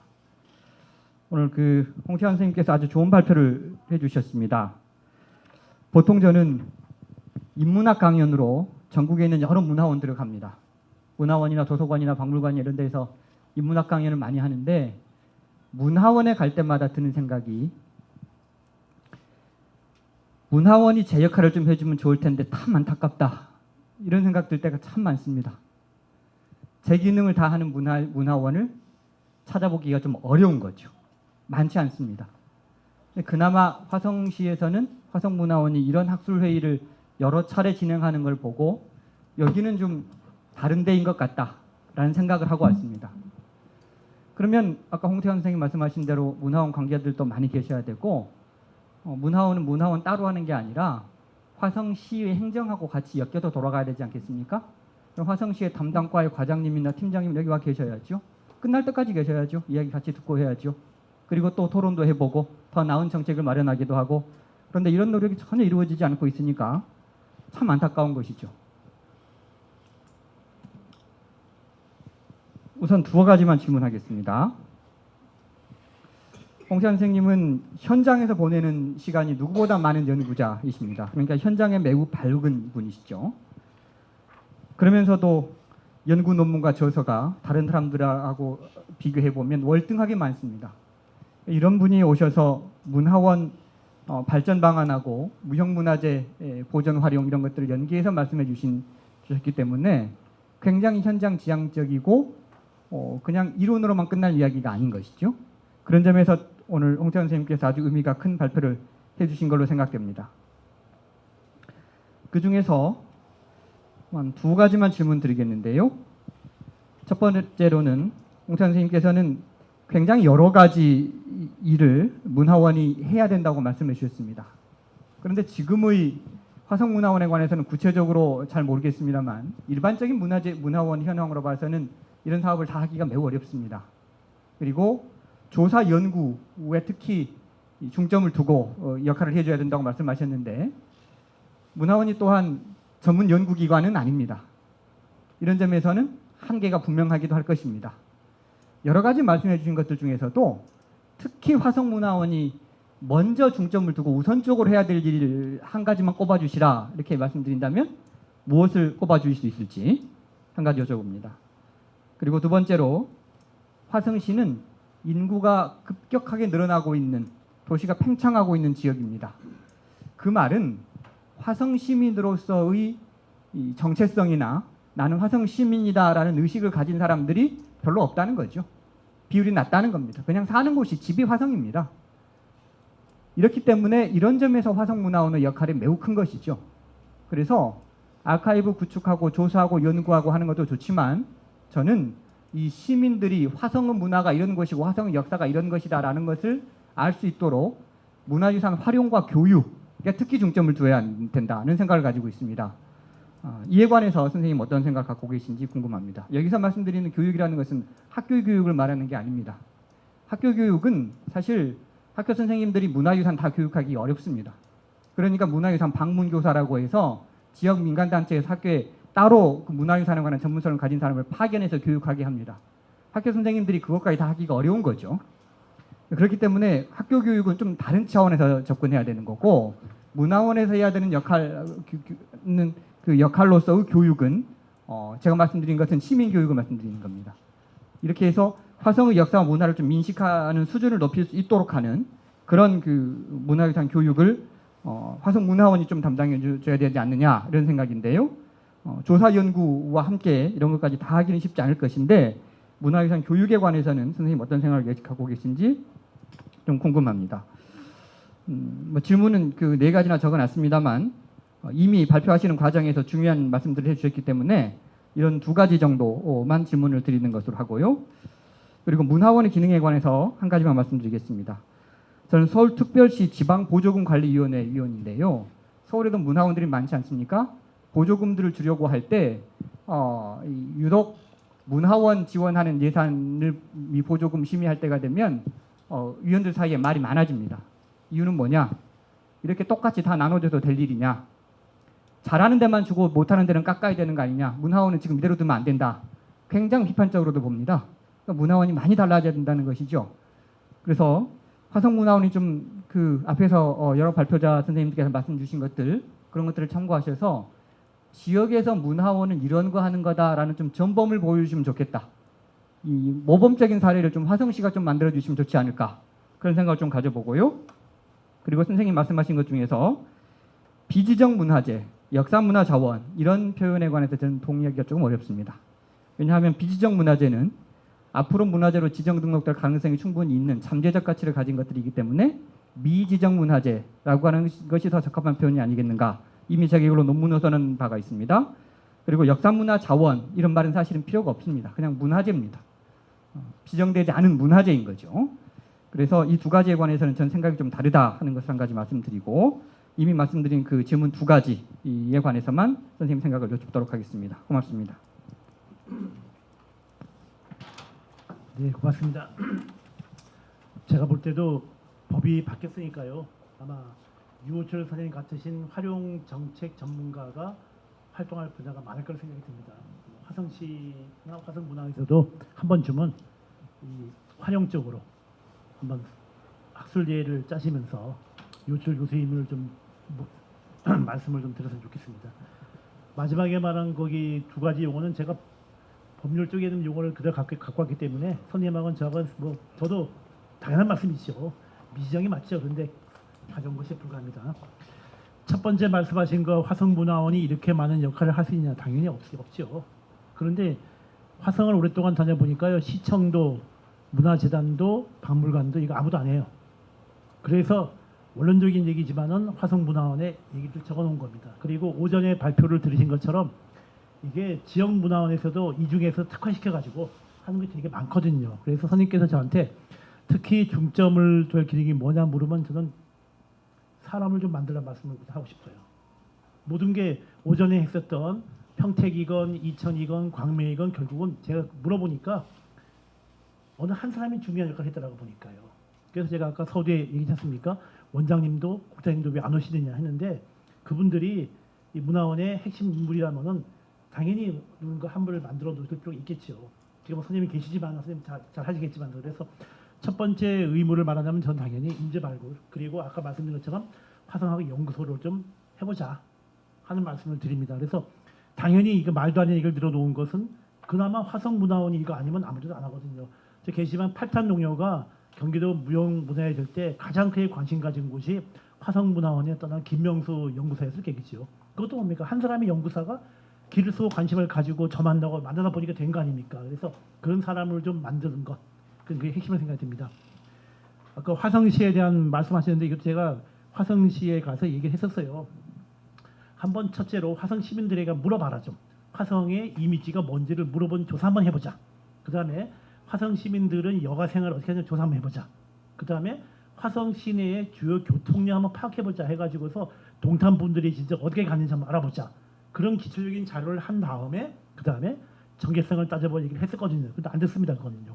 저는 교수님 말씀처럼 이 화성이 근데 신기하게도요. 단편적인 조사도 되게 많이 됐어요. 뜨문뜨문하지만 다른 지역과 비교해도 꽤 많이 있거든요. 그래서 이 정체성 특히 아까 말씀드렸지만은 동탄, 바란, 향남, 뭐 봉담 이렇게 지역적인 색깔은 강하게 드러내지만은 화성이라는 느낌은 많이 주지 않거든요. 이건 반드시 해결돼야 하는 생각이 듭니다. 그러기 위해서라면은 기본적인 그런 사회적인 조사가 좀 필요해 보인다 하는 생각을 말씀을 좀 드립니다. 한 가지만 더 보탠다면 이제 이 교수님 말씀에 깊이 공감을 하면서요. 국가유산기본법이 됐으니까 활용 쪽으로 나가게 되면은 뭔가 좀 길이 있을 생각이 듭니다. 그래서 그쪽으로 좀 문화원에서도 좀 관심을 가져주시사 하는 말씀을 덧붙이겠습니다. 네, 이상입니다. 네, 그 여러 가지 그 정책 제한적인 부분에 대해서 이렇게 말씀을 하셨습니다. 그 세 번째 주제인 그 무형산 복원, 특히 줄다리기 문화 복원의 필요성에 대해서 그 한양대학교 신동욱 선생님께서 우선 개별 그 토론 부탁드립니다. 네, 안녕하십니까. 한양대학교 문화연구소 신동욱입니다. 저도 화성문화원을 글쎄요, 당선 관련된 걸로 한 6, 7년 전에 오고 문화원 안에서 뭐 행사를 한 것은 굉장히 오랜만인 것 같습니다. 이게 사실은 잘 기억이 안 났다가 근처에 와서야 막 여기가 화성문화원이었지. 그때 최근에 온 게 무슨 일이었지 하다가 이제 기억을 더듬어 봤는데요. 얼마 전에 그 이경덕 선생님께서 줄다리기 문화 복원 필요성에 대한 발표를 해주셨고 저 역시도 또 토론의 상당 부분이 정책적인 부분과 연결을 시킬 수밖에 없을 것 같습니다. 그럼에도 불구하고 아까 방금 유시 교수님 말씀하신 대로 실제 들어야 되는 분들이 많이 참석을 못해서 저도 좀 안타까운 마음입니다. 뭐 여담일 수 있겠습니다만 얼마 전에 인류무형유산 등재된 기지시 줄다리기를 매년 보고 있습니다. 봐왔습니다. 저와 같은 외부자가 봤을 때 사실 그 아파트 한 30층 되는 단지 마을을 지나가는 광경이 또 지금 나름대로의 또 하나의 경관적인 요소를 보이고 있다고 어떤 그런 변화의 모습들을 보이고 있다고 생각을 하는데 또 현지에서 오래 사신 분들께서는 원주민 분들께서는 옛날의 모습 다 사라졌다고 줄 땡기는 거나 복원하는 거나 줄 제작하는 장소부터 줄이 이동하는 경로까지 그 어느 것 하나 제대로 복원되지 않았다고 말씀하고 계십니다. 여튼 복원의 방향성이라고 그래야 될까요? 방향에 대해서는 사실은 어떤 식으로 되나 논쟁은 있을 수밖에 없다고 생각을 합니다. 그 점을 말씀드리면서 이경덕 선생님께 저도 크게 두 가지 정도 질문을 드리도록 하겠습니다. 어떠한 문화 그리고 줄다리기가 복원된다고 하는 개념 자체는 역시 특히 정책적으로 행정적인 그 사회 제도 안에서 그것이 다시 인정받고 또 한편으로는 관리를 받는다고 하는 측면도 포함되어 있습니다. 또 발표자 선생님께서 말씀하셨듯이 어떤 현대화 과정 속에서 이런 사회 변동 속에서 더 이상 자생적으로 명맥을 이어가기 힘들었기 때문에 어떤 외부의 어떤 다른 정책적인 힘에 의해서 이것을 이어가야 된다, 복원해야 된다 라는 것입니다. 그리고 이제 몇 가지 뭐 기한말 줄다리기를 비롯해서 사례를 언급해 주셨는데요. 그럼 왜 복원하느냐, 무엇을 위해서 복원하느냐라고 했을 때 사실 지금까지도 이어져 오고 있는 그러면 기한말 줄다리기가 과연 화성 줄다리기로 우리가 얘기할 수 있겠느냐. 화성시에 소위 말해서 기한말 줄다리기 하면 누구나 화성시의 줄다리기라고 하는 어떤 일종의 대표 선수가 되어야 되는가라는 부분에 대한 문제입니다. 줄다리기 복원을 위해 이제 전제되어야 될 것이 많겠으나 어쨌든 이제 행사 주도자나 어떠한 경제적 재원 마련이 우선적으로 선결돼야 한다는 것을 언급한 걸 보면은 뭐 발표자 선생님께서도 기한말 줄다리기를 이제 제도적으로 문화재 지정을 염두에 둔 것으로 생각하면서 저는 발표를 들었습니다. 하지만 그럼에도 불구하고 이제 고색동 줄다리기 사례를 통해서 또 언급하셨듯이 이런 주민자치위원회가 주최하고 이제 보존위원회하고 이제 평동자치협의회가 주관하는 형식으로 갈 수도 있는 거고요. 또 장기적으로는 문화재 지정을 염두할 수도 있는 거고요. 어떤 식의 복원이 바람직할지 그 복원의 방향성에 대해서 의견을 좀 듣고 싶습니다. 방금 제가 언급했다시피 저 역시도 이제 화성시 단위에서 문화재 지정 절차에 대해서 이제 지자체에서 이것을 제도적으로 지정하고 복원하고 관리하는 행정적인 뒷받침은 필요하다고 판단됩니다. 하지만 이제 줄다리기가 가지고 있는 축제로서의 이제 본질적인 특성을 고려한다면은 자칫 이제 마을 단위에서 이루어졌던 기한말 줄다리기나 원리나 뭐 보통리 줄다리기가 화성의 줄다리기가 되어야 된다는 어떠한 큰 역할론에 빠질 우려도 있다고 생각을 합니다. 동시에. 그 두 번째 질문입니다. 이거는 뭐 다들 앞선 발표나 토론에서도 언급이 되었던 부분입니다. 유네스코 인류무형유산 보호 협약에 따라서 문화재보호법이 바뀌고 있고 너무나 잘 아시다시피 그 과정에서 이전에 무형문화재 보전 및 진흥에 관한 법률에서 전형이라는 단어로 대체가 된 그 맥락도 뭐 굳이 설명 안 드려도 다들 아시리라고 생각합니다. 그 과정 속에서 발표자 역시 이제 과거의 모습을 그대로 재현하기보다는 줄다리기 목적과 가치를 살리면서 현재 상황에 맞춰서 다시 살려낼 필요가 있다라고 이제 언급을 하셨는데요. 그 부분에 있어서 과연 현재적 가치가 과연 무엇인지 어디에 좀 초점을 맞추면 좋을지 지금 계속 변화하는 그 과정 속에서 지금 화성에 갖고 있는 정체성과 결부시켰을 때 어떤 식의 복원의 방향성, 가치를 우리가 현대적으로 재탄생시킬 수 있을지 좀 궁금합니다. 예, 이상 마치겠습니다. 예. 선생님 바로 하셔도 될 것 같아요. 네. 뭐 두 가지 질문이 사실은 이제 서로 좀 비슷한 성격들을 좀 가지고 있는 것 같아요. 그래서 이제 좀 비유해서 얘기를 하면 우리가 이제 아이를 어떻게 키울 것인가, 그러니까 문화유산을 아이라고 생각을 한다면 아이를 어떻게 키울 것인가, 우리가 이제 교육 방침 뭐 이런 것들이 있지 않습니까? 그래서 아이를 좀 엄하게 막 이렇게 좀 훈육을 시켜가면서 키울 것인지 아니면 좀 자율성을 가지고 아이가 원하는 방향으로 이렇게 원하는 쪽으로 좀 키워줄 것인가, 여기에 좀 비유하면 좀 적절할 것 같기는 합니다. 그래서 이렇게 이제 뭐 지금 기한말 줄다리기 같은 경우에도 뭐 반드시 막 문화재로 뭐 지정을 해야 된다든지 뭐 이런 이제 의미로 말씀드린 건 아니고요. 다만 이제 지금 사회가 지금 가보면 그 코로나 때 또 한 10분 정도 돌아가셨어요. 그러니까 지금 주민들이 자꾸 줄어들고 있고, 그러니까 이제 그나마 지금 청년회가 60대가 청년회입니다만은 그나마 이제 잘 되고 있어서 사실은 다른 지역에 비해서 여전히 이제 줄다리기가 전승되고 있는 측면이 있긴 한데 이 자체도 이제 자꾸 이제 약화되고 있다라는 거죠. 지금 이제 오래된 그 문화유산들이 가지고 있는, 특히 이제 무형 문화유산입니다만은 가지고 있는 가장 큰 문제점 중에 하나가 이제 전승자들. 그래서 아까 이제 제가 전승 기구라든지 뭔가 이렇게 좀 시스템이 갖춰져야 그러니까 우리가 이제 야 자율성 있게 아이를 키운다. 그래서 뭐 네 마음대로 뭐 공부하고 보다는 그래도 이제 학교는 뭐 좀 다니게 해주고는 그래서 학교는 좀 다니면서 그 안에서 자기가 좀 제도를 좀 만들어 놓고 안에서 좀 자유롭게 할 수 있는 이런 방향으로 지금 이제 뭐 키워야 되지 않을까 이런 생각은 드는데요. 그래서 문화유산도 좀 그런 생각이 듭니다. 그래서 제도적 지원도 당연히 필요하고요.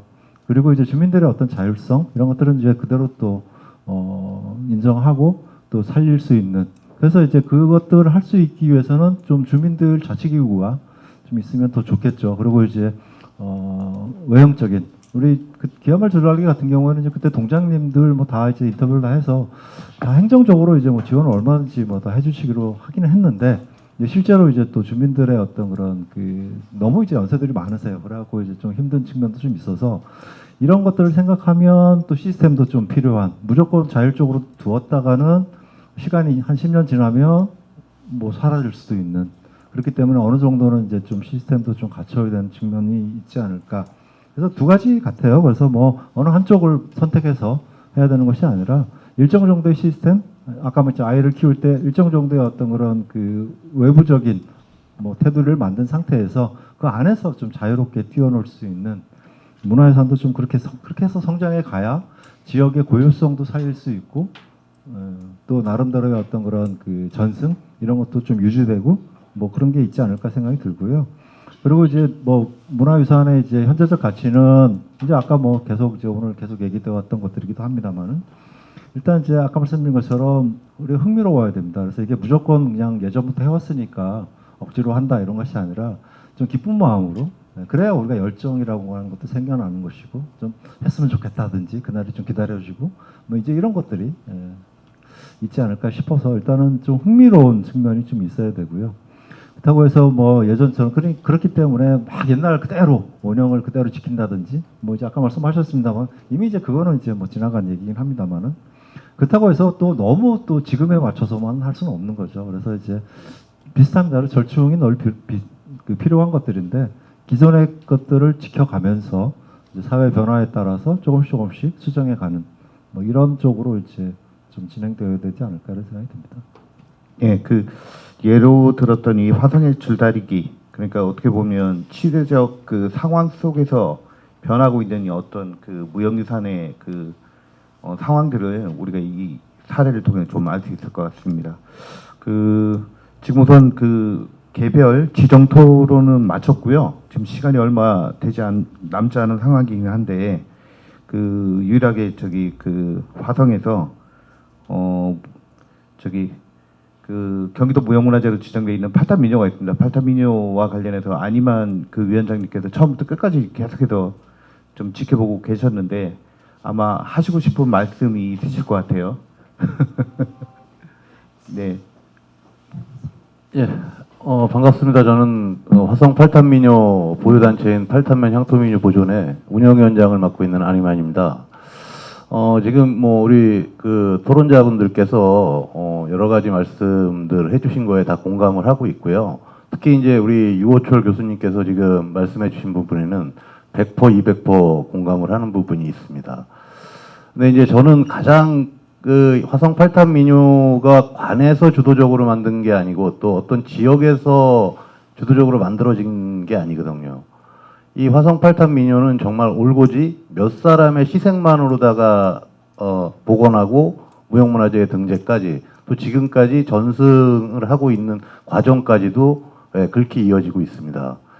아까 말씀 주신 거에 제가 유호철 교수님께서 말씀 주신 거에 가장 크게 공감을 한 게 문화원이나 시나 물론 밖에서는 지원을 많이 하고 있다라고 얘기를 해요. 근데 사실 해당 단체 입장에서 봤을 땐 이걸 보유하고 전승하고 있는 단체에서 봤을 때는 이렇게 해가지고 이게 과연 몇 년을 더 갈 수 있을까라는 항상 캐션 마크를 달고 하고 있습니다. 이 말씀을 드리는 이유는 뭐냐면 저희가 이거를 저도 이 부분을 복원하고 무형문화재를 가는 과정 동안 그 한 10년 동안을 역할을 하고 거기에 미쳐야지만 할 수 있는 일을 미쳐서 해왔습니다. 근데 이렇게 미칠 수 있는 사람들이 과연 얼마나 생길까라는 생각이 크고요. 무형문화재 그러면 일단 들리는 어감 자체가 재미없어요, 사실은. 일반 사람들한테 흥미를 끌어낼 수 있는 어떤 소재는 아니라고 저는 생각을 합니다. 그렇다면 이게 뭐 대동소이하게 전국이 비슷한 것 같아요. 전국의 무형문화재를 보유하고 있는, 특히 이제 개인이 지정받지 않고 부단체로 지정을 받아서 이렇게 하고 있는 무형문화유산은 이 전승하는 자들의 희생만 강요하고 있죠. 그들의 노력만 강요하고 있다. 근데 이 노력만 언제까지 강요할 거냐라는 고민들을 저는 정책적으로도 고민을 해야 되고, 우리 학자분들도 크게 고민을 좀 해주셔야 되는 부분이라고 저는 생각을 합니다. 저희 예로다 저희가 말씀을 좀 드리자면, 저희 보존회원이 한 34명 분 정도 되세요. 평균 연령대는 70대 정도 되시죠. 근데 이분들이 일주일에 3번을 나와서 전승 활동을 하느냐고 교육을 받으세요. 그리고 한 공연을 한 20번 정도 그 이상 공연을 합니다. 그럼 공연을 하기 위해서는 물론 당신들 매일 해둔 건데 나와서 하면 되지라고 얘기하지만 그렇지 않거든요. 무대든 마당이든 공연 형태에 따라서 계속해서 뭔가 바뀌어야 되고 참여자들도 바뀌어야 되고, 또 우리 보존회장님이 아침부터 와 계시다가 지금 조금 아까 가셨는데 급속도로 1, 2년 사이에 연세가 있으니까 몸이 안 좋아지세요. 근데 누구도 이거를 더 하려고 하질 않는 이유는 앞에 말씀드린 노력만을 강요하는 부분. 근데 제가 알기로 하다못해 문화재로, 국가무형문화재로 다 지정된 어떤 탑을 하나 가서 청소를 하거나 쓸거나 닦거나 보수하는 사람들은 어떤 비용이 나오겠죠. 그리고 그거를 봉사하는 사람들은 봉사자로 인정을 해서 봉사 시간도 달아주고 봉사 시간에 따른 인센티브도 주어지고 이렇게들 하고 있는 걸로 알고 있습니다. 화성시도 물론 마찬가지고요. 그러면은 무형문화재의 전승을 지금 하고 있는 그 역할을 하고 있는 보유단체 단원들은 그 국가무형문화재를 닦고 쓸고 하시는 그런 봉사자와 뭐가 틀린가요? 그럼 이들도 마찬가지로 봉사자라는 영역으로 놓아주든지 아니면 전승자라는 거에 대해서 명확하게 저기를 해서 그들에 대한 노력만을 강요하지 말고 일정 부분의 보상을 갖다 해주는 것이 저는 타당하다라고 생각을 하고요.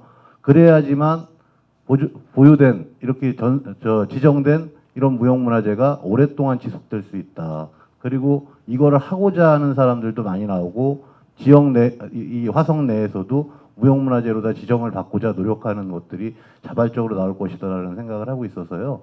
예, 여기 우리 토론해 주시는 우리 유능한 교수님들께서 그런 부분들에 있어서 우리 지자체나 좀 많이 좀 얘기를 해주셨으면 좋겠습니다. 아까 예산만 달라라고 얘기하시는데 예산만 달라라고 하지 않고요. 저희는 열심히 노력하고 있습니다. 사실 누구보다도 몇 배 이상 자기 시간과 열정과 자기 돈을 투자해가면서 하고 있다라는 말씀 아울러 드리겠습니다. 예, 고맙습니다. 그 실상 이 무형문화유산 같은 경우 이 전승자의 역할이 대단합니다. 그리고 어떻게 보면 이 무형유산이 지금까지 전승하는 데 있어서 이런 그 전승자들의 희생이라든가 그런 고충들을 계속해서 겪고 있는 것도 사실이죠. 예, 그런 부분은 충분히 좀 공감이 가고 이해가 되는 부분이기도 합니다. 예, 혹시 다른 분 혹시 플로어에서 한 분, 선생님. 예.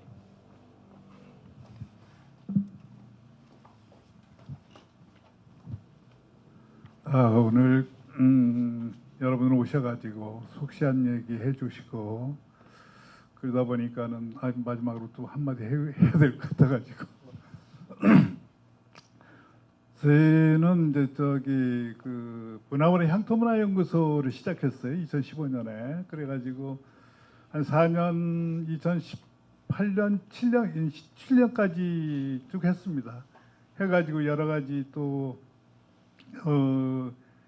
집회도 많이 했고, 심지어 저희가 실크로드 찾는다고 그래가지고 여기 쭉 부산서부터 와가지고 당성서 또 인천에 배 타고 곡부까지 이렇게 버스 타고 갔다도 와보고, 그래서 화성시의 그 지형에 대해서는 저희가 거의 다 다녔어요.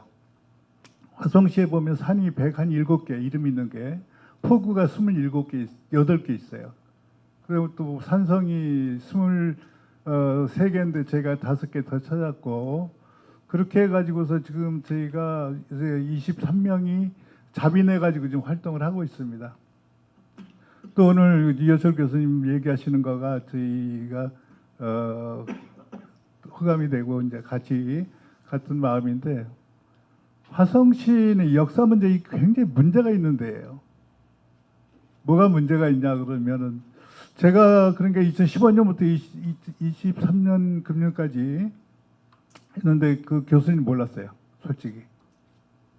뭐 어떻게 기회도 없고 역사 문제를 깊이 들어가지 말라고 그러는 게 또 그 시의 담당자니까.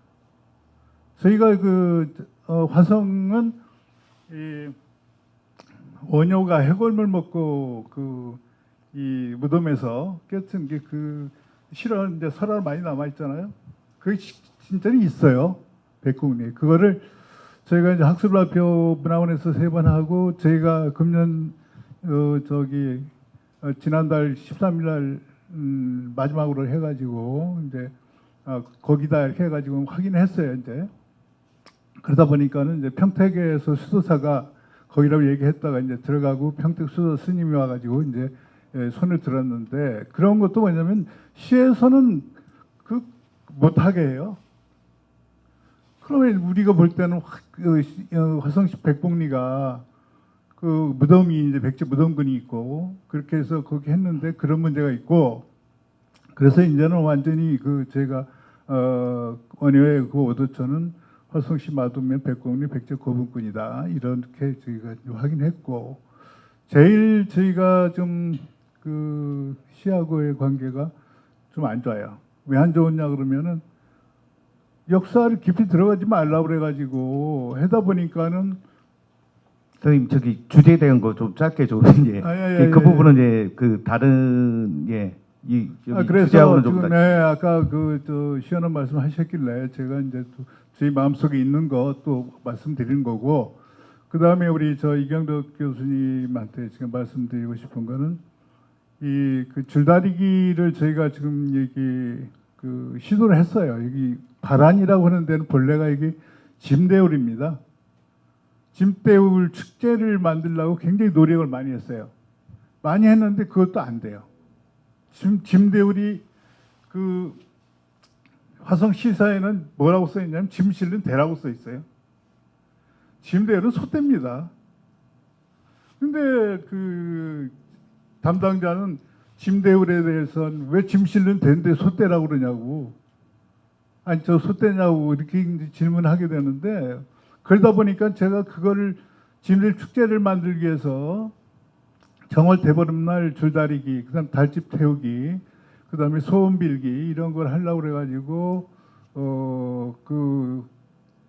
주민 참여 예산에 제가 들어갔어요. 들어가가지고 했는데도 와가지고 짐대가 짐 실는 대라고 자꾸 우기는 거예요. 그래서 짐 실는 대라고 쓴 천소영 교수한테 가가지고 아니지 않느냐 이거 확인까지 받아왔는데도 막무가내요. 그 정도로 이 화성의 역사문화 발전 위해서는 참 문제가 많이 있다. 그걸 좀 말씀드리고 앞으로 화성에 관심 있게 지금 전부 다 얘기를 하시고 그런데 좀 더 많이 관하거나 또 특히 이호철 교수님한테는 다음에 이제 저기 하실 때라든가 이럴 때는 이 향토 사학을 좀 좋아하는 그런 분들 좀 같이 알겠습니다. 했으면 좋겠습니다. 선생님. 실상 이 전승자뿐만 아니라 지역문화원에서 활동하고 있는 특히 뭐 문화 연구하시는 분들 이분들 다 소중합니다. 이런 분들의 기록들, 이런 자료들이 이렇게 쌓이면서 그것들도 잘 기록하고 하면서 이제 어떻게 보면 지역문화원의 성과들도 이렇게 높아지지 않을까 이렇게 생각이 됩니다. 지금 좀 시간도 많이 지나고 했는데요. 우선 학술대를 여기서 마치고 여기 원장님 원장님 마지막으로 이렇게 말씀 듣고 마치는 걸로 하겠습니다.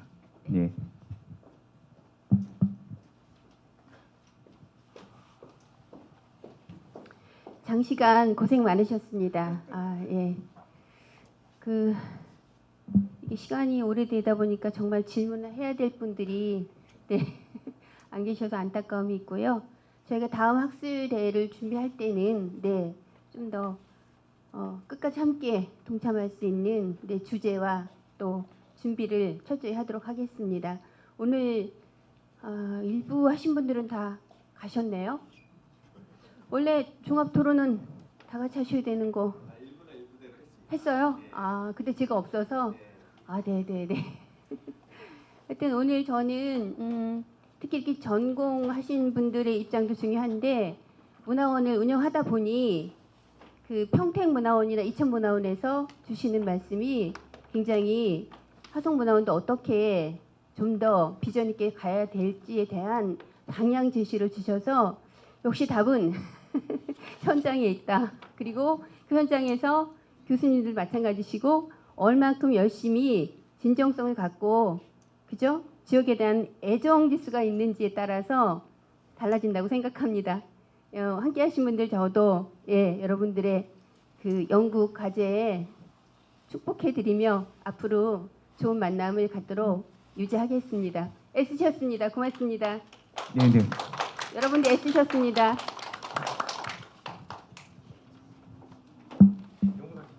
영무사님이 마무리하시죠. 예. 이것으로 2023년 화성문화원 제4회 화성학총서 학술대회를 모두 마치도록 하겠습니다. 감사합니다. 수고하셨습니다. 오늘 학술대회 했던 내용들을 다시 한번 다듬어서 우리 선생님들의 우리 회원님들의 의견을 좀 더 이렇게 수렴을 해서 저희가 화성학 총서로서 책으로서 다시 발간을 해서 우리 다시 찾아뵙도록 하겠습니다. 그래서 올해 안에 제가 책으로 낼 테니 조금만 더 기다려 주시면 감사하겠습니다. 감사합니다. 수고하셨습니다.